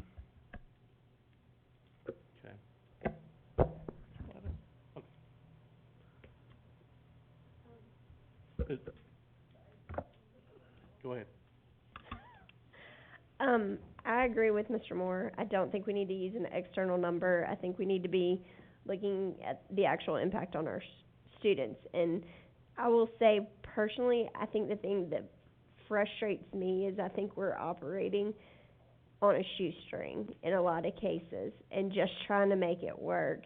And I know I've heard from teachers, particularly with the holidays coming up, they're concerned because, quite frankly, when we get to 952, even though we didn't hit that 964 number, they already feel like they've been exposed, and then they're worried about what that means for their holiday plans and all of that. So I think we just need to be a little bit cognizant that if we are going to use an external number, when we reach that point, we're kind of at the point of no return, in my opinion. But I would prefer that it seems like just looking at the website, I mean, we've got schools that are pivoting, and I don't really think it's real clear why some schools are pivoting and other schools aren't, and other schools are trying to put educational assistants in because they can't get subs, and I'd love an update on the whole sub situation. It's not gonna get any better, I don't think, in January. May not get any better in February. And I just think we've got to have a plan that we're comfortable with, that you guys are comfortable with, and communicating that to the parents. Just to clarify, you did say we were moving towards an internal number rather than county number, correct? We are looking at that internal number, however, we have to be careful because once again, 1% for Central is a whole lot. 1% for, Highland Park is 4 kids. Okay. So we've gotta be very careful how we put a percentage out there. Okay, Mr. Moore. So 2 things on that. I don't know what the 1% find something else. I'm saying you guys find whatever you feel like is the best thing for our kids. I don't care what it is. I just want it to be something we've decided based on local needs. And to get to the presidential thing, just to say on that, we can't operate that way. We need to operate based on, again, what we think is best for the kids and the staff. Do it now. And if that changes on a day in January, we adjust that day. But until then, we need to be decisive. I think we've been saying that on several issues here. We, and I say you, needs to be decisive on this. Pick a system that you feel like is best for again, staff and students, and let's make it happen. You have that authority we've given to you as the board, and I want to support you on that, but I just want us to go ahead and do what's best for us and stop worrying about what random number shows up on the county website, and just do what's best for us. Okay, thank you. I'm sorry, go ahead. Well, I was gonna move to COVID FMLA leave, if we can All right, go ahead. Mr. Howe, go ahead. So, just real quick, she mentioned subs, and that's something I actually meant to mention.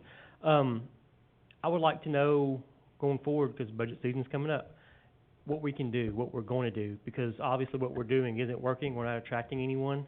If that means we need to look at going back with a company like Parallel or something like that, we've got to have a fill rate. We don't have one. It's very, very low right now. And I'm not saying that that's the way, Parallel is the company we need to go with, but we need to look at something like that to where we are staffing our schools. Absolutely, and just, this is, I have a core meeting every week with all the superintendents in our region. This is a problem statewide, and we are looking on January 1st, we're going to start promoting, by the end of this week, we have enough in our budget there where we don't have to do a budget amendment, that we're gonna, move the raises up. The initial one, we had to pull back because we saw a little problem, and we'll be putting that out soon. And that will run from January to March. Not saying it'll end at March 1st, but we need to reevaluate to make sure we're not gonna overexpend that budget. Mr. Lindsay. Just a couple of things.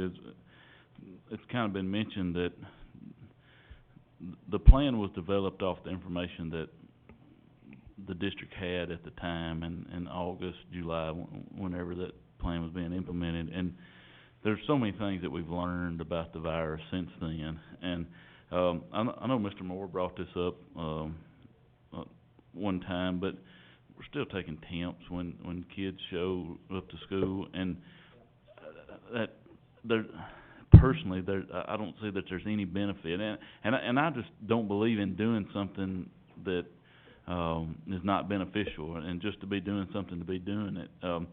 So I throw that out, and if you want to comment on that, you can. But and then the other thing, I thought we were going to talk about this at the last meeting. I got told that we would bring it up tonight. I don't see it, but and nobody wants to talk about it, but I think we have to. We got to talk about masks again. If masks help us keep kids in school, Mr. Pointer, it's not the reopening plan, it was a stay in school plan now, I guess is the way he worded it. But if masks are going to help keep us in school, then we tried it a semester without it. We need to spend some time and talk about it tonight. And if it can be beneficial for us moving forward, we're not doing our duty if we don't at least discuss it. And, I broke the ice on it and you guys can take off, so. Thank you for bringing it up. That was one of the measures we did want to bring up tonight was, I think at this point, and, we knew as a board, we have voted it as a board that to have masks, but I think we're at a point where we do need to have that discussion at looking at masks. What I would recommend is for us to vote for, 3 through 12, making it a mandatory for mask for all students as well as the staff, of course, which I've already implemented that portion. Thoughts on Mrs. Kinzer?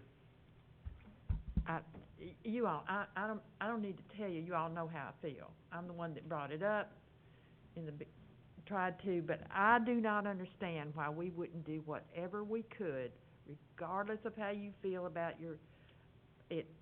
Why would we not do if it would help at all? Kids need to be in school. Teachers, staff, everybody needs to be protected one way or another. And this is going to get a lot worse in January. Coming back from Christmas break, it's going to get worse. And the schools where the principals are telling their teachers, you must wear a mask. The kids are wearing masks also. They're the schools that have been there, stayed in school, have had less problems. I understand that teachers have been told to wear, but many of them just don't. And yet they're the most concerned about their sick leave and what's going to happen and whatever. Masks, nobody likes wearing a mask. I hate wearing a mask. But if it's going to protect my family, if it's going to protect somebody else, it's the least we can do is to do everything we can to protect our kids and our staff. Ms. Irvin? Well, I originally raised mine about subs, but we've really strayed from that. But I guess I'm going to be the bad guy. I wear one out of respect when I have to, but there's a lot of people who have health problems from wearing a mask. I know myself. I mean, even when I wear it, I have difficulty breathing. I had a kid pass out from having it on. So if we're going to indicate that we have to have masks, we also need to make sure we're respecting health parameters around the kids that do struggle with them. We need to make sure that we're looking at the special ed population. I mean, I've got a nephew with autism. No way is that kid going to be able to keep a mask on all day, nor understand what he's doing. I don't know. Like I say, I know it's a huge debate, but, you know, my school stayed in, and most of the kids there don't wear them. But they've also put their kids in pods where it's only 4 exposed. So I don't know. I believe it's a feel-good, and I guess I'm going to go on record for saying that, but I don't believe in the power of a mask unless it's an N95. And I can tell you a lot of parents are not going to be happy if they're going to have to be made to wear masks all day long. We just got to really think it out because we're not medical professionals as we continue to say. But what I was going to say about subs, which was one of my original things, are we still required to provide health insurance for people who work over so many hours a week? And the reason why I mention that we are is there's subs out there that are willing to work 5 days a week and they can't. And I don't know if that's something to think about, maybe making more full-time ones even if they're floating. But like I say, I've been in the schools, I've seen, and that is a real thing too, that we might can get more time out of people. We just may have to put our brain around it. Thank you. I will ask that if this does go to a discussion at the full board, or at the regular board meeting, I would expect and hope that we would have the disciplinary actions that will take place if a child does not comply with this mandate.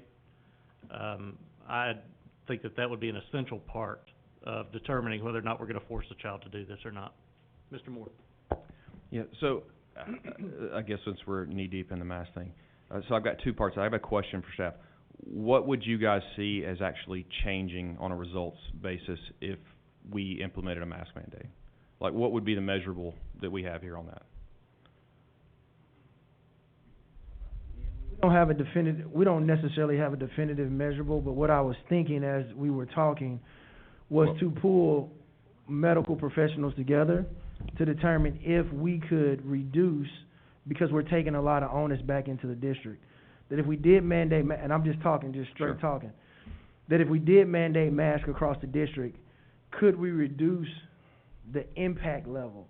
Meaning if it was a mandated mask and we could be certain that there was training, people knew how to wear their mask, if we could reduce the scope, meaning instead of there being 6 foot, that we could possibly reduce it to 3 foot. But it doesn't.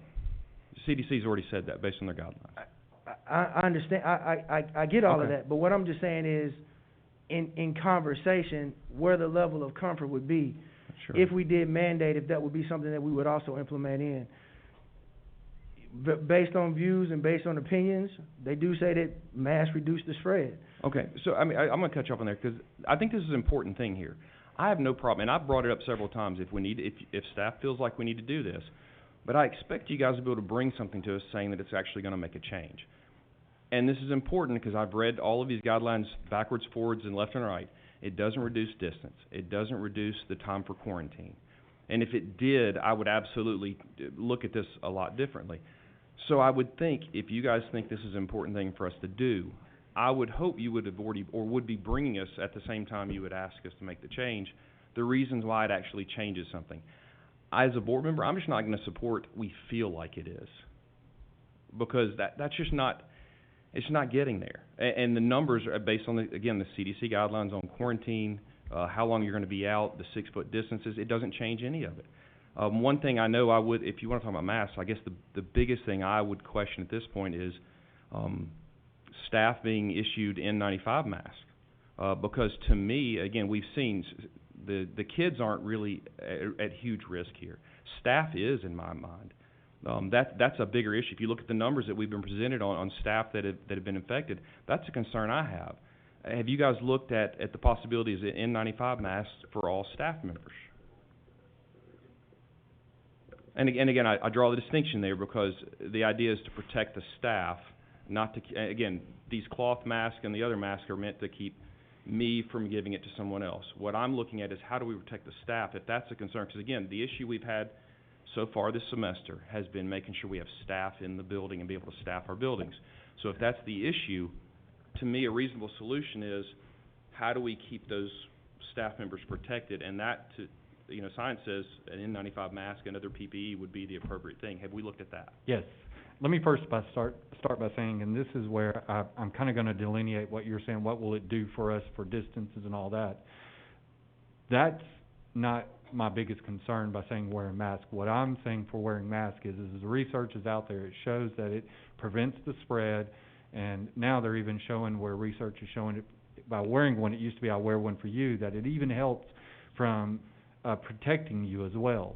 So that is one of the big reasons I want to push it. Not so much so we can go from 6 feet to 3 feet. Not so much that we can move a chair here to there. It's for the protection of everyone, not just staff, but children, everyone. The second thing is we are looking into PPE. We made a commitment to the staff, and we've been trying to order it. We got our first shipment of 1,000 of the N95 masks in, and what we're doing is we're handing those off to the nurses. What we don't want to happen is these to be wasted because these are very expensive. So that's why it's going through the nurses to hand out to the teachers instead of free for all. So those orders, you got to understand, those are in great demand. So it takes a little bit longer to get the N95s other than just the regular paper mask. So Eric, and if he wants to speak on it, he made, I think, his second purchase today. So these are things that we have geared up and we are buying and we are offering to our staff. Now, mind you, not all staff wants to wear the N95, and I'm okay with that as long as they have some kind of face covering. But however, we do have some pivotal positions in our district that we feel we have to give them what they need because they are some of your CDC classrooms, your behavior classrooms, and just teachers that don't feel safe. So we want to make sure they have that. But once again, those are high demand. We're getting them in. Like I said, we got our first shipment of 1,000. We've got our orders in, so I'll let him And speak. to go with that, if you don't mind, I actually had someone reach out to me today about their employer or somebody they work with about possibly donating. So I was going to get with you on these are N95. I would love it. What we're buying is what Mr. Barnes Okay, and I need to talk to you about that anyway, so. It's actually a KN95, it carries the same, but it's not washable. Okay. So it's one, we were looking, it's heard enough of me tonight, is what it is. We're researching exactly how many days this thing is safe.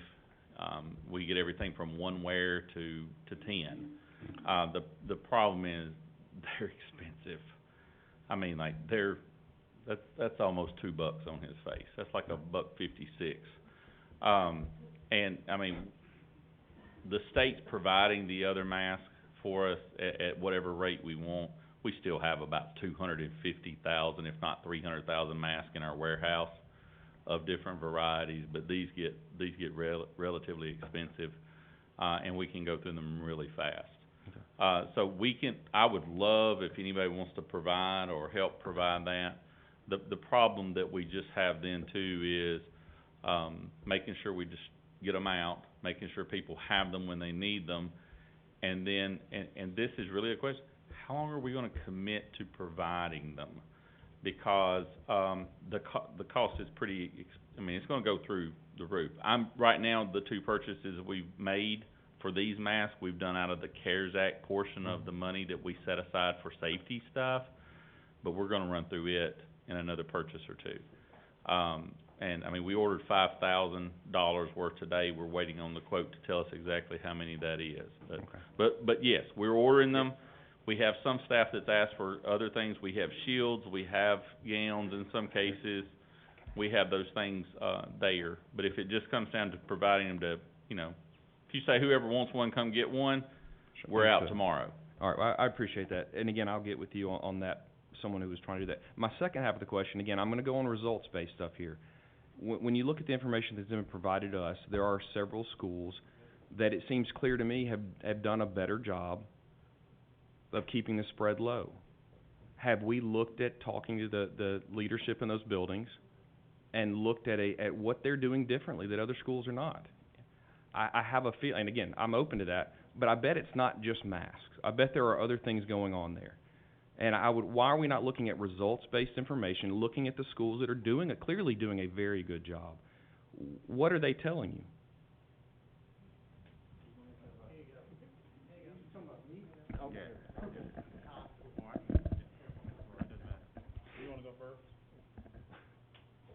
I'll go ahead and go first. Talking to these schools, it gets a lot to the size of the building, the number of kids in there to be able to social distance, because some schools that traditionally have smaller amount of remote learners, we're seeing a lot more of more density in the school, where some of the others, like I'll give you an example, Central High School's done just an excellent job to have, but they're about half the students in this building that size, which is helping with social distancing. 2, what we see is even buildings that traditionally do well, we're seeing they get hit. I'll give you an example, Mount Pleasant Elementary, they stayed at 0, 0, 0, 0, all of a sudden they got 2 cases, boom. Within a week we had to close them. So it's just, a lot of it comes to, 1, space, capacity, how much they have in there, because if you kind of can relate to seeing some of the schools that have closed, it's a high density school, and we see a lot of that. And 2, once cases hit, that's a problem. And I will also go ahead and say, and this is unscientific, this is an opinion of mine, and I'll just tell you, is a lot of it is too, looking what they do outside of school and then bringing it back in as well, because that's a big determination too of what's happening, which we have no control over.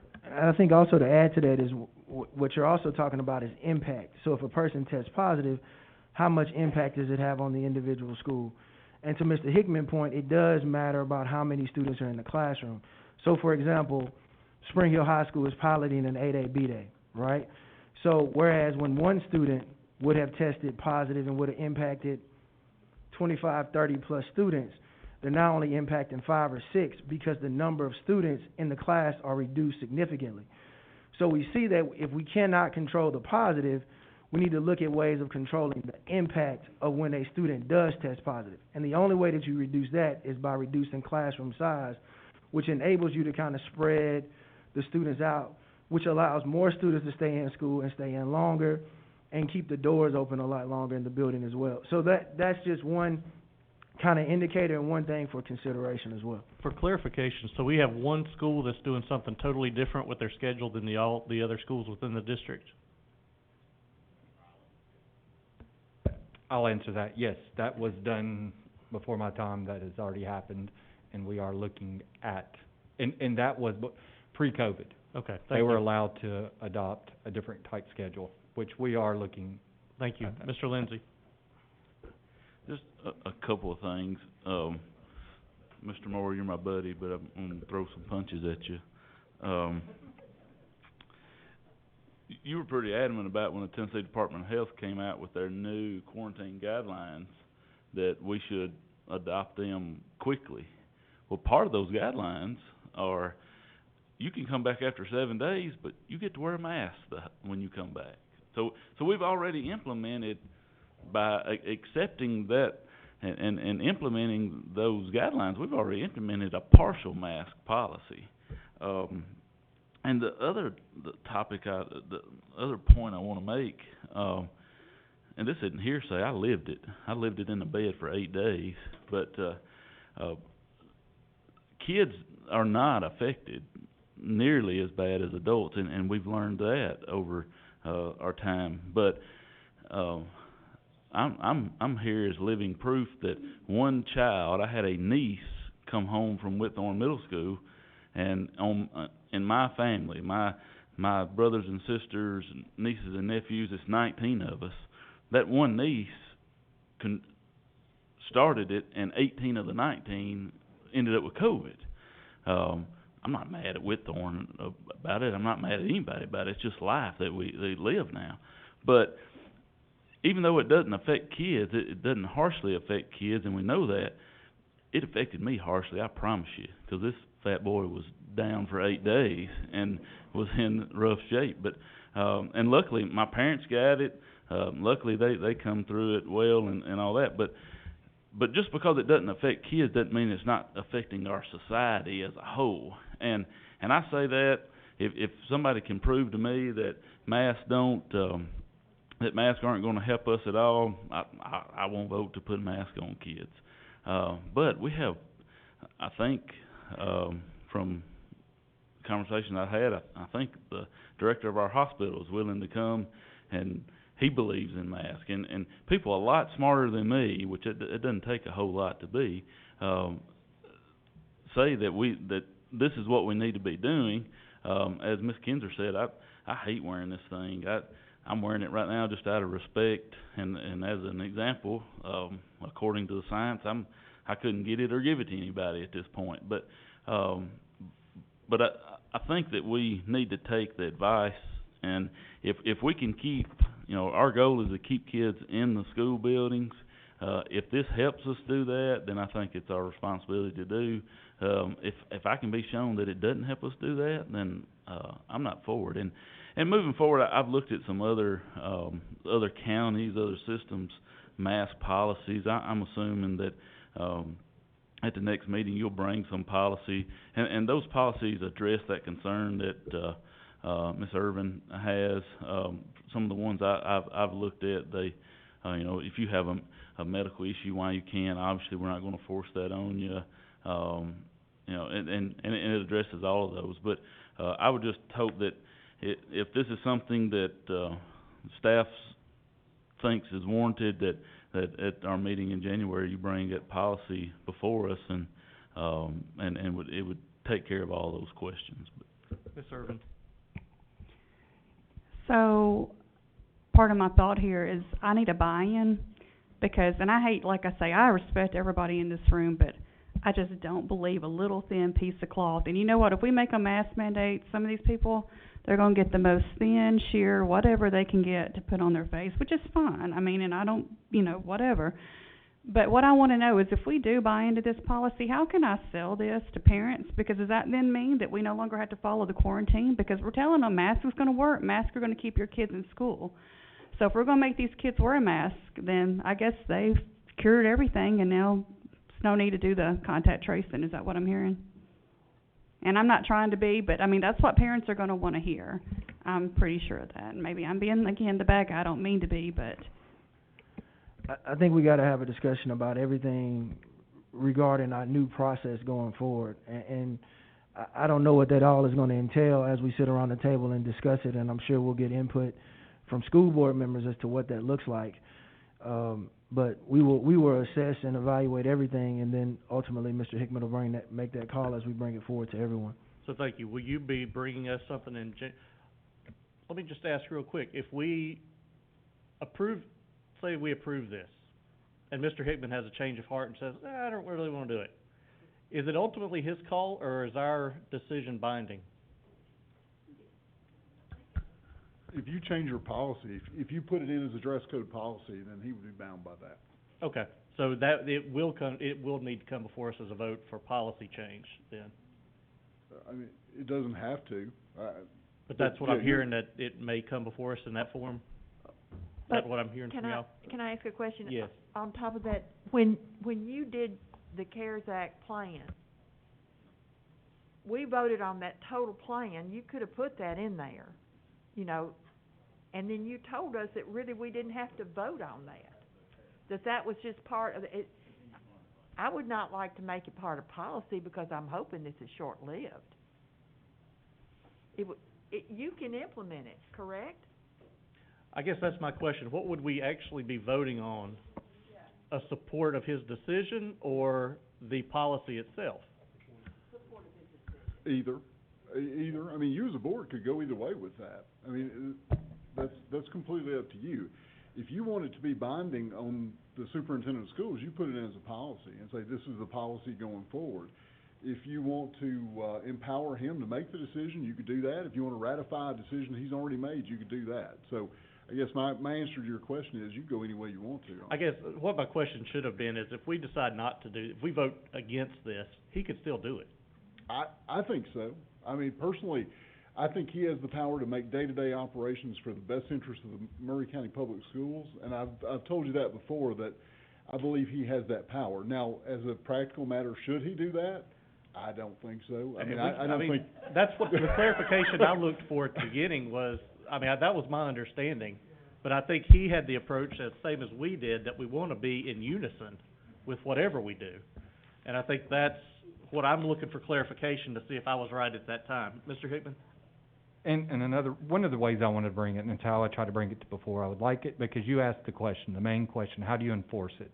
And I think the best way to do that is sort of like we did tonight with the EOC percentage, is give it a little teeth by putting it into the dress code, and that way we can have it in there and it's already got actions to it if you don't wear one. Okay. Mr. Moore? Okay. And I've been of the belief all along that you've had the authority, based on the reopening plan, to do this at any point. Personally, I'm opposed to us taking a vote on that. I feel like if you feel strongly enough that this is something you should do, you should have already done it. I don't like that being shifted back to the board, to be honest.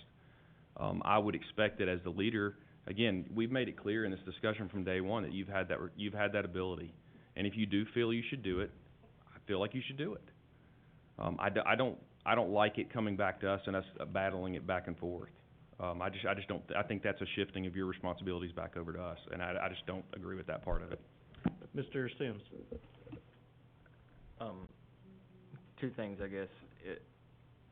If it does come to us with a vote, I would like to see some other counties that have implemented masks, the data that shows, if it's different or better than ours, worse than ours, whatever it may be. And also, if we were to pass it and implement it, I would think that the option for remote learners would need to open back up, because there's going to be some parents that are not on board for that. So I think that would need to be a time for the remote learning to open back up. Ms. Hopkins, did you have your light on? I was just gonna say that when we first were talking about masks and we had to vote, we did vote, and it was, it didn't pass, obviously. And so, we're back to it, but I just want to say, like the firefighters around this time of year with fires going on, they tell you, let's unplug your heaters, let's do this, let's do that. We do it because the reason behind it is you don't want to cause a fire. You want to do fire prevention. So when they're saying, wear the mask, do good hand washing, all of the above, it's just that extra to try to get this, to get it curtailed. Had we started with people feeling how they feel, but our people as a whole would have got on board, and masks would have been more, people would have been more thoughtful just for their personal families and all that, where might we be? Other countries around the world are thriving and kind of moving on and don't have near as many, so it's just to help, and then like I said, you have to reevaluate what that plan is going to look like if we do, implement the mask. But like for the healthcare teams shouting, help us, help, let's help. Tired is not even the word. It's not even the word for caring for that day in and day out and just the grind and the grind and you come into a doctor's office and I'm trying to check your temperature and talk about all this stuff, and if I don't have my mask on, you're going to feel offended. But if we ask you to wear one, then there's the offense. So I'm just saying, it's just to help. It's not to hurt. It's to help our children to stay in school. We want to keep the doors open. It's an option. Is it the end-all, be-all? No. No, it's not. N95s, yes, they're expensive, and they're also hard to talk to. I wore one for 12 hours straight before. You have to learn to adjust your breathing, because that's medical. It's not, but for in the classroom purposes, if the teacher's away from the student, they probably could get away with just a face covering. Maybe the N95s could be used when they're going to be in the hallway, when they got to go to their conferences, they're going to be sitting in closer proximity. That's a thought. So it just, you have to look at, like you said, Mr. Pointer said, it's going to be looking at the whole totality of the thing, because if you're going to readjust it, then other things are going to have to be adjusted within the plan. All right, Mr. Lindsay, your light's the last one on this subject. I'm gonna push back on Mr. Moore again. But see, this was it August, July, whenever this board took a vote and voted no mask. Mr. Hickman would not have been very smart to go against what this board's desire was. So I think that puts him in a bad spot. And ultimately, if we want masks, then we need to try not to say this ugly, but we need to be the ones to have guts enough to vote to do that. And I don't think we need to pin that on him. And again, as Mr. Hickman said, I think it gives it some teeth. We put it in our dress code, and then that there are repercussions if you don't follow dress code. Then they don't have to reinvent the wheel on that. That it's just normal dress code. But again, I just think that we've tried it a semester without it. Mr. Sims brought up we would probably need to reopen virtual learning, and we would, because there's going to be people that will, there were people that kept their kids at home on remote learning this semester because we didn't implement masks. So if we do implement it, I'm sure there will be another group that may. I just think it may be a good time it's a good time to look at it again. We tried it a semester. I know there was every day you guys hated dealing with it. Maybe it helps, maybe it don't, but I think it's worth talking about at least. Thank you. Ms. Parker? Sorry, mine wasn't working. So Ms. Kinzer let me borrow hers. I was just going to say, I really think if we're going to take a vote on it, I would really like to see us do it before January 1st, even if we have to do it via Zoom or whatever, just because I do think that coming back January 4th, parents need to know so they can make that decision whether or not they want to come back. I know a lot of parents who did decide to keep their kids remote because we weren't wearing masks, and I agree that may change their decisions, but like Ms. Urban said, if we make that call to require masks, there will be other kids that then will want to be remote. So I think the more time we can give families to plan for that and staff and teachers, the better we'll be. I think if we make it midstream, it's gonna just completely upset the apple cart. Okay, thank you. Mr. Moore? Assuming this does come back to it, and actually I agree with Ms. Parker, I think it from a practical standpoint would make more sense for this to come back before us as a voting issue so that it can be rolled out to parents before the semester starts, with plenty of time. So if that's what's gonna happen, I would ask that if you guys could put something together on what you think this looks like as far as the other changes that you're talking about. I mean, kinda lay it out. If that's what you think it needs to be, what does it look like? And I'd still like to see, some opinions on what you guys think this actually changes. Where I'm sitting, I don't see that it changes anything as far as schools closing, students being out. And if it did, I would love to get on board with that. I just don't see where anything has been presented that it actually changes anything as far as schools closing, staff being out, or students being out. But if you guys have something on that, I would like for you to bring that when you bring the proposal, showing that this is your reasoning for why you're proposing this. Thank you. Ms. Irvin, your last one on this subject. I just want to say, if it does come before us, I would like to see something well thought out, I want to address the special needs population, specifically, health. I want those things listed, because I cannot expect an autistic child to keep a mask on all day or be penalized. Another thing, I don't know if it's possible, this may be a Jake question, I don't know, but I personally think whatever policy it becomes, it needs to be I don't know if a floating policy, but like on a month-to-month basis, because there's a good chance with this vaccine coming out, this could all be over in April. I don't know. So I don't want to make it a dress code where it's like kids are having to wear masks beyond what it's applicable, maybe. I don't know. But that's just my food for thought. Okay, thank you. Let's move on now to COVID FMLA leave. Who wants it? That one is me. It's just a reminder that at the end of this month that the COVID FMLA leave is expiring. I know you're probably going to get emails from teachers, or if you do, just to let you know that it has expired, and we have heard no news on it being readopted coming forward.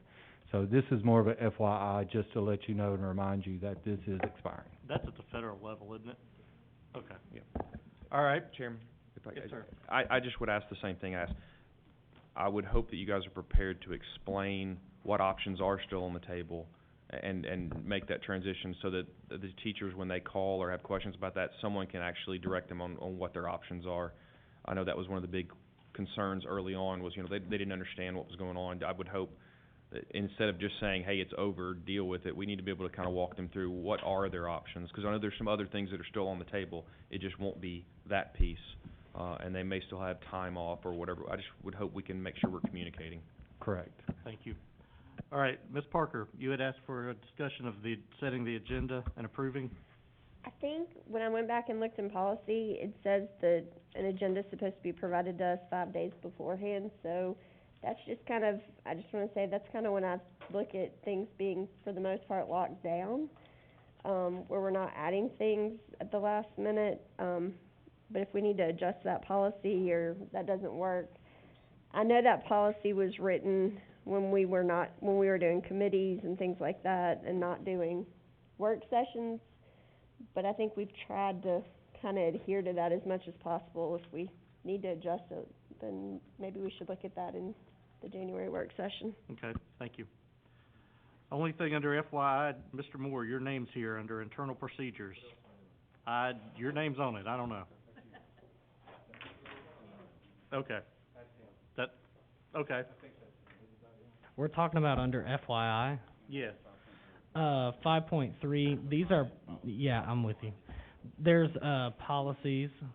If you just click on 5.3, the attachments show up. That 5.3 is before 5. There you go. So these are policies that we went through. TSBA had given us recommendation to break out the purchasing manual because they wouldn't add it to y'all's policy manual if it wasn't broken out. They said you can't add a manual to a manual. So rather than them take it and put it on there for us, we have broken it out, and it's going back to the Financial Management Board and then coming back to you. Also in this are updates to internal school fund policies. that we found did not clearly give guidance to our principals based on what the manual that you all adopted a long while ago, and pretty much the rest of the state has as well, to go in line with that to help them with that guidance. So there will be multiple policies on the Financial Management Board agenda, so you will actually see these and vote on these to add them to your policy manual if they pass the Financial Management Board. TSBA has looked at them, Jake has looked at them, I looked at them, we've all looked at them. Okay, So- thank you. And we wanted you to have the opportunity to look at them too before we send them up. Okay, Mr. Moore. If I could just go back to that, I appreciate that you guys are bringing that to us before you just say, hey, we passed these with the Financial Management Board, you've got to pass them, because it irks me still. So what I'd ask about, we've had a lot of discussions lately on the difference in policies and procedures being internal. What I have asked, if you guys could look at if there is some way, because in the past what we've said is, or staff has told us, and I'm using that in the global sense, staff has told us, we've got procedures on that, we'll take care of it. And to be honest, in many cases I feel like there are no procedures, they are not written down anywhere, and someone just decided to do something on that day. What I would like to see is us to move towards something where if staff says we've created a policy and we have internal procedures that support that you guys actually have that written in some format into a manual that if I ask you for it, you could provide to me that documentation. Now, the question I had on there was, I don't know whether that, and this is legal, I don't know if that needs to be public, private, if that's just an internal document, I don't know, you guys can figure that out, but I feel like I should have an expectation is, if we create a policy that then has supporting procedures, that those procedures are in written form, signed off on, and somebody has them in a format very similar to the policy manual. That's kind of what I'm looking for. I don't know about other board members. Okay, thank you. Any other? One thing, Mr. Parkhurst has said here all night, the last thing on there, we brought an updated, we discussed, finance concerning nutrition last month, and he just wanted to make sure that you were aware of anything, so he's got a slide, anything you need to know about that. If you see it, ask questions. I just hate for him to sit here all night. No, and I appreciate you being here. I wasn't gonna leave without mentioning your slide, because I was just glancing at it, and it, looks very informative. Is there anything you would like us to be aware of specifically? In general, right now, I know our financial numbers show we're 480 in the hole. Truly, we are only 270 in the hole, and that is just how the financials are done, so. Okay, thank you very much, and that is. One thing. Yes. So I've had discussions with you, Mr. Parkhurst, I appreciate it. I know you didn't like some of my concerns. I have concerns about us being in the red on that, and I know some of the methodologies or ways to possibly address that.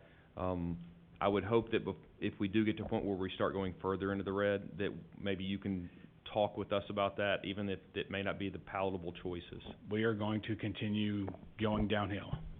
It just, Okay. I expected when I started this year that we'll hit $1 million. Okay, I mean, what I'm bringing up is there are other districts that have taken other choices on how to either deliver meals or how they process their food services thing to try to mitigate losses. And I can understand, I appreciate your opinion that there is a better way to do things in terms of providing a good service and good food, but the reality is if we get too far in the hole, we may not be able to cover it. And frankly, we just don't have a lot of money to be shifting over to food services. So if there are other options, we just may need, out of necessity, to talk about those in the coming months. Okay, thank you. Okay. Anything else under anything? All right, well then we are adjourned until January. Merry Christmas.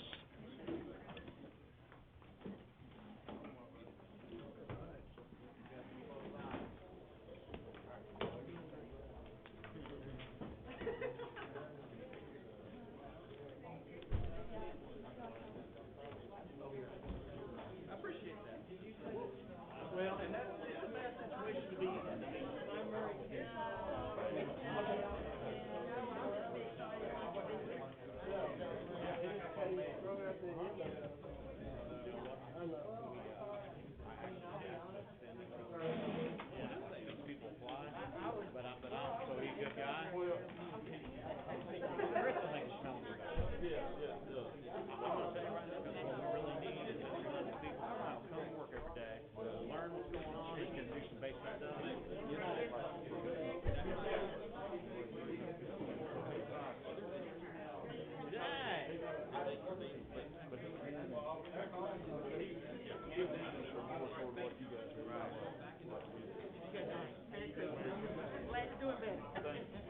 Yeah, no, but I'm just gonna say.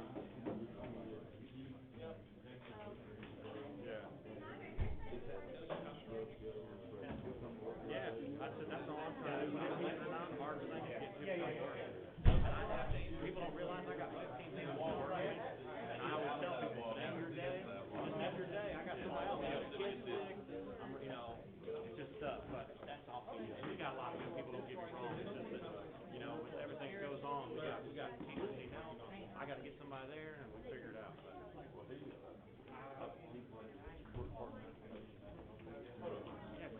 Chris was telling me about it. Chris today, he's got as good a shot as any, and I never look at any names. I always skim through and I lay out and then. No, I appreciate it.